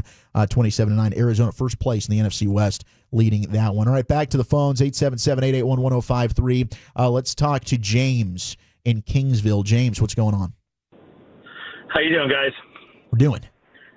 Well, listen, I'm a retired coach, high school, but, so there's a couple of things that I agree with you guys, and then again, there's other things that I don't agree with. Number one, Brian, you're right. I mean, we don't have any depth. So when guys get hurt, we just don't got it. So our depth is a big problem. And saying that, our defense has just been shattered with injuries this year. And if you take Lawrence, you got Micah, you got Bland. We had our middle linebacker hurt for a little while. Our corners have been hurt. We're just not going to be as good defensively when we have no continuity on the defense, and that's a big issue. And then of course we had Brandon Cooks, and he's been out a lot of the time. And then the offensive line is they're just average at best. And so, it's not – I feel bad for McCarthy because he's had a really good offense the last couple of years. But we've been hurt big time with injuries this year, and we just don't have the depth to survive stuff like that. When you were a coach in high school, did you run shotgun on 4th and 1? No. Okay. Well, it depends. Thank you. I appreciate you not doing that. No, yeah. but it depends. Depends on what? It depends on getting a first down, Coach. You know that. You take the ball away from the line of scrimmage, you're going to have problems. There's guys, though, that run gun no matter what. Yeah. And if you have a good offensive line and you double team the point of attack, you can get it. I mean, that's what they do nowadays. But you don't see too many guys going under center anymore, especially at the high school level and college level either. I know in the NFL they play a lot under center now. They do in short yard situation. They play under center. You could the really look at the Lions. The really good offensive teams, the Lions, the 49ers, they all play underneath center now. I agree, except I think the big problem with that is we don't trust our line. I mean, with the Lions line, I'd be under center all the time. But you would play shotgun. You'd play shotgun when you don't trust your line. I mean, if that's what you do, okay. It is what you do. You do what you do. You know what I'm saying? Thank you for James, your call. The one question that I really wanted to have is you bring up the injuries, but how was the defense playing well with Micah and DeMarcus Lawrence early in the season? Yeah.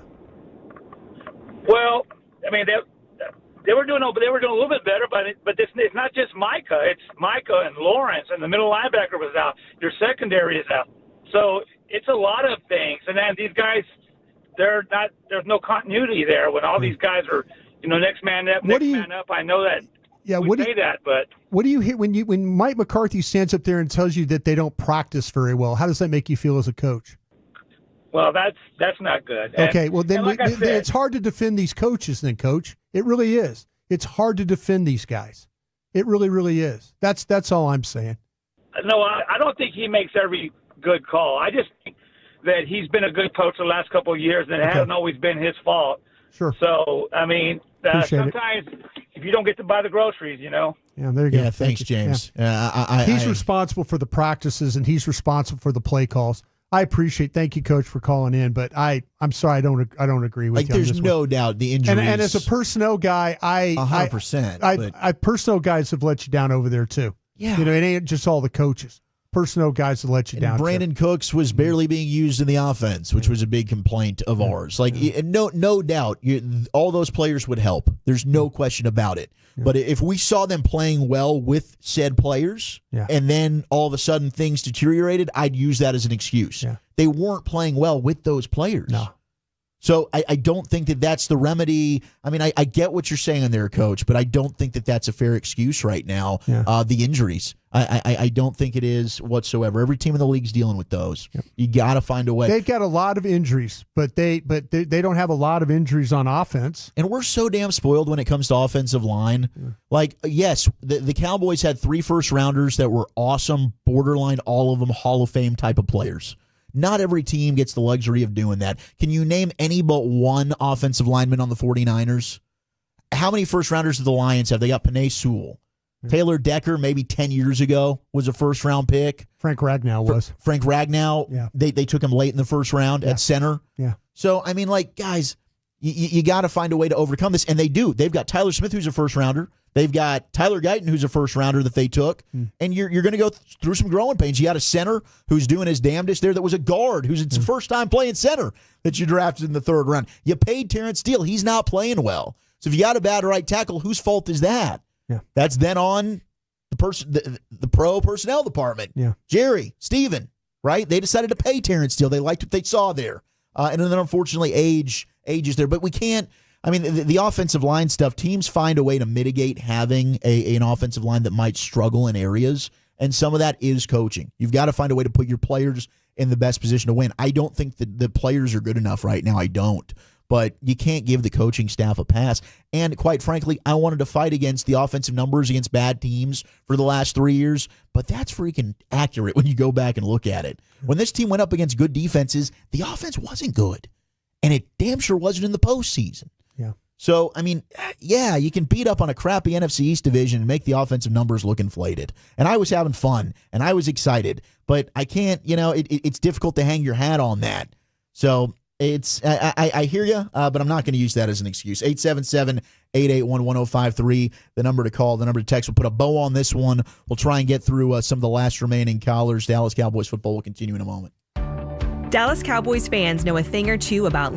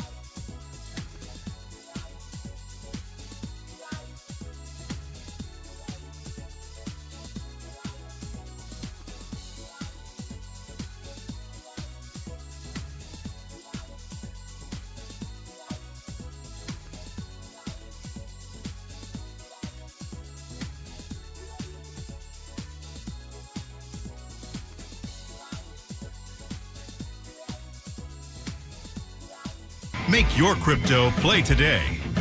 Bell Nunnally, behind every great company. United Ag and Turf, the official ag and turf equipment supplier of the Dallas Cowboys. American Airlines, proud to be the official airline of your Dallas Cowboys. And by Ford, your Texas Ford dealers. Ford is the best in Texas. Prescott moves under center to change the play. Now backs up into the gun. 2 receivers each way. Snap back on 2nd and goal. Good block from Guyton.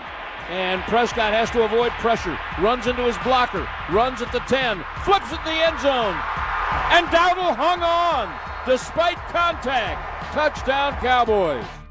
That is our player of the game, Rico Dowdle. Brought to you by Jack Black. Want to use what the pros use? Jack Black is the official men's skincare brand of the Dallas Cowboys. Visit getjackblack.com today. How about this? With that receiving touchdown, Rico Dowdle now has 3 touchdown catches this season. He's the first Cowboy running back since Emmitt Smith in 1996 with 3 touchdown receptions in the first 8 games of a season. In fact, I think if he gets 4, he'd have the most receiving touchdowns by any Cowboys running back in a season. There you go. Pretty amazing. Yep. And maybe he will get the opportunity to do so. 27-21, Cowboys falling to the Atlanta Falcons. Zach Wolchuk alongside the Super Bowl winning scout Bryan Broaddus has been breaking down this one. We will have a post game show on the flagship 105 through the fan. It'll be Fred Davis and Blake Elliott, so you can keep those calls rolling in. I'm sure they will take them. But we'll try and fit in a couple here before we say goodbye to you. Look ahead to Philly next week. Let's go to Cowboy Willie D in Maryland. What up, Willie D? Hey, how y'all doing tonight? First time caller. I'm sick of the Dallas Cowboys fan base acting like the fan base and media acting like they don't know what a Super Bowl quarterback looks like. It's not all Dak, but it's a lot Dak. A lot of it is Dak. He throws picks down the stretch in big games. Super Bowl winning quarterbacks don't do that. Also, one of y'all even made a comment saying that you want to see Dak in a different offense. Hadn't the man been in the league 8 or 9 years? So you've seen him in different offense. At this point, he is what he is. He throws picks in big games. He did it 2 years ago against San Francisco. He did it about 4 or 5 years ago against Green Bay, against Aaron Rodgers. And he played terrible last year down the stretch against Jordan Love. He's at best, he's the 3rd best quarterback in the NFC East at best. So hey, that's my gripe. Also, one of y'all also said something about Mike McCarthy running a soft practice. We all know he's not the final say. So if Dallas having soft practice or bad practices, you got Jerry Jones running around there undercutting them. So that's on Jerry. That's not on Mike. Mike's won a Super Bowl before. In the last 3 years, team has been 12-5 or 11-5. You know, he's had a good record. Mike won a Super Bowl 14 years ago. 14 years right? ago, yeah. 14 years ago. How have those offenses done under Mike McCarthy in the playoffs? You can put the blame on Dak, that's fine. But what has Mike McCarthy done, in your opinion, to help Dak Prescott and this offense as an offensive coordinator? The last 2 years, last year, did they have the top offense? Yeah, and who's responsible for that? Is that Dak or is that Mike McCarthy? Mike. That's Mike, because Dak throws picks down the stretch. He didn't throw picks last year. He was second to MVP voting. So he was throwing picks when they had the number one offense that you just alluded to, right? Yeah. Oh, okay. Yeah, you're right. And he gets a lot of meaningless yards and racks up numbers at the end of the game when we're even out of the game. When he needs to make the big play, he hasn't done it yet. In the postseason, I agree with you, and I've said that after in the postgame shows, Willie. But he's the reason why, I think, part of the reason why you've won like 36 games, though, in 3 years. You don't give the man any credit. I give him some credit. You don't give him any credit. No, you're coming on. You came on and said you said he can't win. No, he can't win. He doesn't win in the big games. Yeah, we know what a Super Bowl quarterback looking at. Troy Aikman won in the big game. Sure, Staubach won in the big game. At a really nice offense. Well, it's really nice offensive line, great running game, and outstanding receivers. Wait a minute. Dak Prescott hasn't had good offensive lines in the past. He had to. The team was 12-5. He had to. I don't know. I appreciate the call to Cowboy Willie D. I get the Dak question there because I've been critical as well. Yeah. But I don't think the play callers helped them. I don't think the play callers helped them at all. The reason your offense turned around is probably because Dak went in and said, hey, we got to change stuff up, and he took the reins mostly of the offense. I don't think it was a McCarthy thing. But I do get the frustration there, and I don't know if Dak, I probably would have played this year out in I would have too. Not given him the contract, but they did now. Yeah. So now it's about you live with that decision. Yeah. And what can we do now moving forward to try and build a competitive football team? And you've got to do a better job when it comes to your cap management. You got to get creative in that way. And I do think priority number one is actually getting a current modern-day offensive mind that isn't living in the 90s style of offense, which is, quite frankly, what they've had. And Mike, Aaron Rodgers told you Mike was out of date when it came to the offense there in Green Bay. This offense hasn't been great against good teams. Willie D's point, he's right there. So I would just like to see what you can do to help your quarterback in that standpoint with the play design, with the scheme, and who's actually calling plays there. That's kind of where I'm at with it. Let's go to Sid in Dallas. Sid, what's up? Sid. Oh, Sid's gone. All right, Brandon in Iowa. Brandon, you'll be shutting it down for us here on the postgame show. Hey, guys. Just want a quick shout-out to you guys' draft show. I went from being a fan to, trying to figure out what and why. And, the draft show, it's just amazing. And a lot of the players that are playing right now were drafted by Dallas. I'm of the belief that I don't think Jerry – I believe wholeheartedly that they knew last year that this team wasn't ready to win the Super Bowl under McCarthy. The contracts that were coming up, they knew they had to rebuild. I heard Brian say that kind of in the draft show. They don't want to call it a rebuild, more of a reshuffle. I think they're doing that. It's not what we as fans want to see, but you got two rookie linemen, and I would personally love to see him move Guyton to the right side because Terrence Steele is just awful. There's no way of sugarcoating it. The money he's making on the right side, he's not good enough. Lastly, question for Brian, quick, as far as the draft show. I don't know if you've done this. I know you were a Powers Johnson guy during the draft show. Have you rated him versus Cooper Beebe through the first part of the year? I haven't seen him play at all. I'm sorry, I haven't. Okay. No, I'm just intrigued by that. Yeah. Yeah, thank you for the call, Brandon. I think Powers Johnson's been pretty good just from some of the numbers that I've seen, but Beebe's been grading out. Yeah, I haven't seen him play. That's why I'm saying I haven't seen him play in the games. Graham Barton's been very good. Graham Barton, I know, has been good, Tampa Bay. I get so focused on whoever the opponent is and stuff like that. So, but I wouldn't mind seeing Guyton over. But then, what are you going to do at left hand? Maybe there were the injury stuff with Powers Johnson. That's also what made him slide. Yeah. He had an outstanding Halloween costume, by the way, if you want to go back and check that out. He looked fantastic. Well, this one's been an interesting one. 27-21, Falcons over the Cowboys. A lot to monitor this week. How's that hamstring for Dak? The shoulder for CD? And then the trade deadline coming up on Tuesday. Now, Jerry is saying he's more eager to make a move now than he was prior to the game. Do you think that they do make a move? I think he's selling hopium is what I think he's doing. And he did qualify it by saying that ball's out of bounds on Smith. I think he's selling hopium, and he also said it takes two to tango, and I don't know if anybody's going to tango with him. We'll see. Would you be really upset if they traded like a first-round pick to get a receiver or something? I think they're more than one player away. I do too. Yeah. But I have a fear that, I don't know. Oh, he's proven that he will trade. Happen. Yeah, he's proven he'll trade for a receiver. Yeah. First round. Yeah. That's definitely one of the positions that they like to get infatuated with. Eagles just scored. It's 28-16. Man, I cannot believe that ball was in. His knee looked like it hit the line. I thought it was out too. Devontae Smith with a touchdown. Now, A.J. Brown has been hurt for the Eagles. He's been ruled out the rest of the game. That'll be something to monitor for the Eagles leading up to next week. It'll be at AT&T Stadium, kickoff at 3:25. So pregame with Eric and Brian will be at 12:30. Then we'll have postgame rocking with you until about 9:30. Do want to give a big thank you to Peyton Russell, always fantastic. Kevin Walker pulling highlights for us and working all that stuff. Chris Strong, who's been handling his responsibilities. We do have Fred Davis and Blake Lively, who will be joining for the post show on the flagship 105.3 The Fan. So 877-881-1053.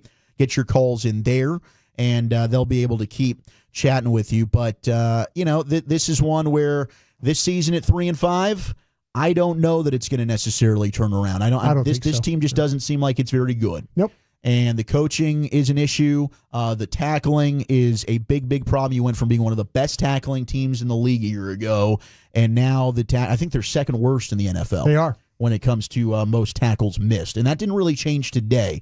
So maybe you get some players back this week. Maybe Micah plays. Maybe Deron Bland's back. Brandon Cooks possibly. You're still a ways away on DeMarcus Lawrence. So you got to be hopeful that maybe that can end up turning things around. A lot of response on Dak. And, hey, I get that. Maybe Dak isn't the guy. I mean, I think both of us probably would have played this out. And seeing how the season's gone, maybe somebody else ends up paying him. But I think the bigger issue is the roster around Dak right now, and it's clearly not where it needs to be. And you're most likely going to be trending into possibly having a new coach next year. Yep. And that stinks for the current staff and their families because they're all phenomenal people. Even Mike Solari, who was gracious enough to join us on the draft show. Yep. Great dude. Enjoyed the conversation with him. But clearly we've seen some regression along the front. Any final thoughts before we boogie out of here? No, man, this Philadelphia game is going to be tough, and you got to keep an eye on all the injury stuff coming out this week because it's going to be a pretty lengthy list. 29-9, Cards are leading the Bears right now with about 4.5 left in that quarter. There's under 8 minutes to play with the Eagles leading the Jags 28-16, and the Lions all over the Green Bay Packers at 24-6 right now, as that one's got about 10.5 left in the fourth quarter. Just starting the fourth, Rams and Seahawks, that game is tied at 13 apiece there. So that's one with Matthew Stafford, 20 of 34, 205 yards, and a touchdown. Tonight, it'll be Colts and Vikings to look forward to, but until next week, pregame at 12:30. We love you. Hugs and hand pounds, everybody. You're listening to the Dallas Cowboys Radio Network. Hey, Cowboys fans, the Bahamas is calling. Start planning your ultimate getaway today at Bahamas.com.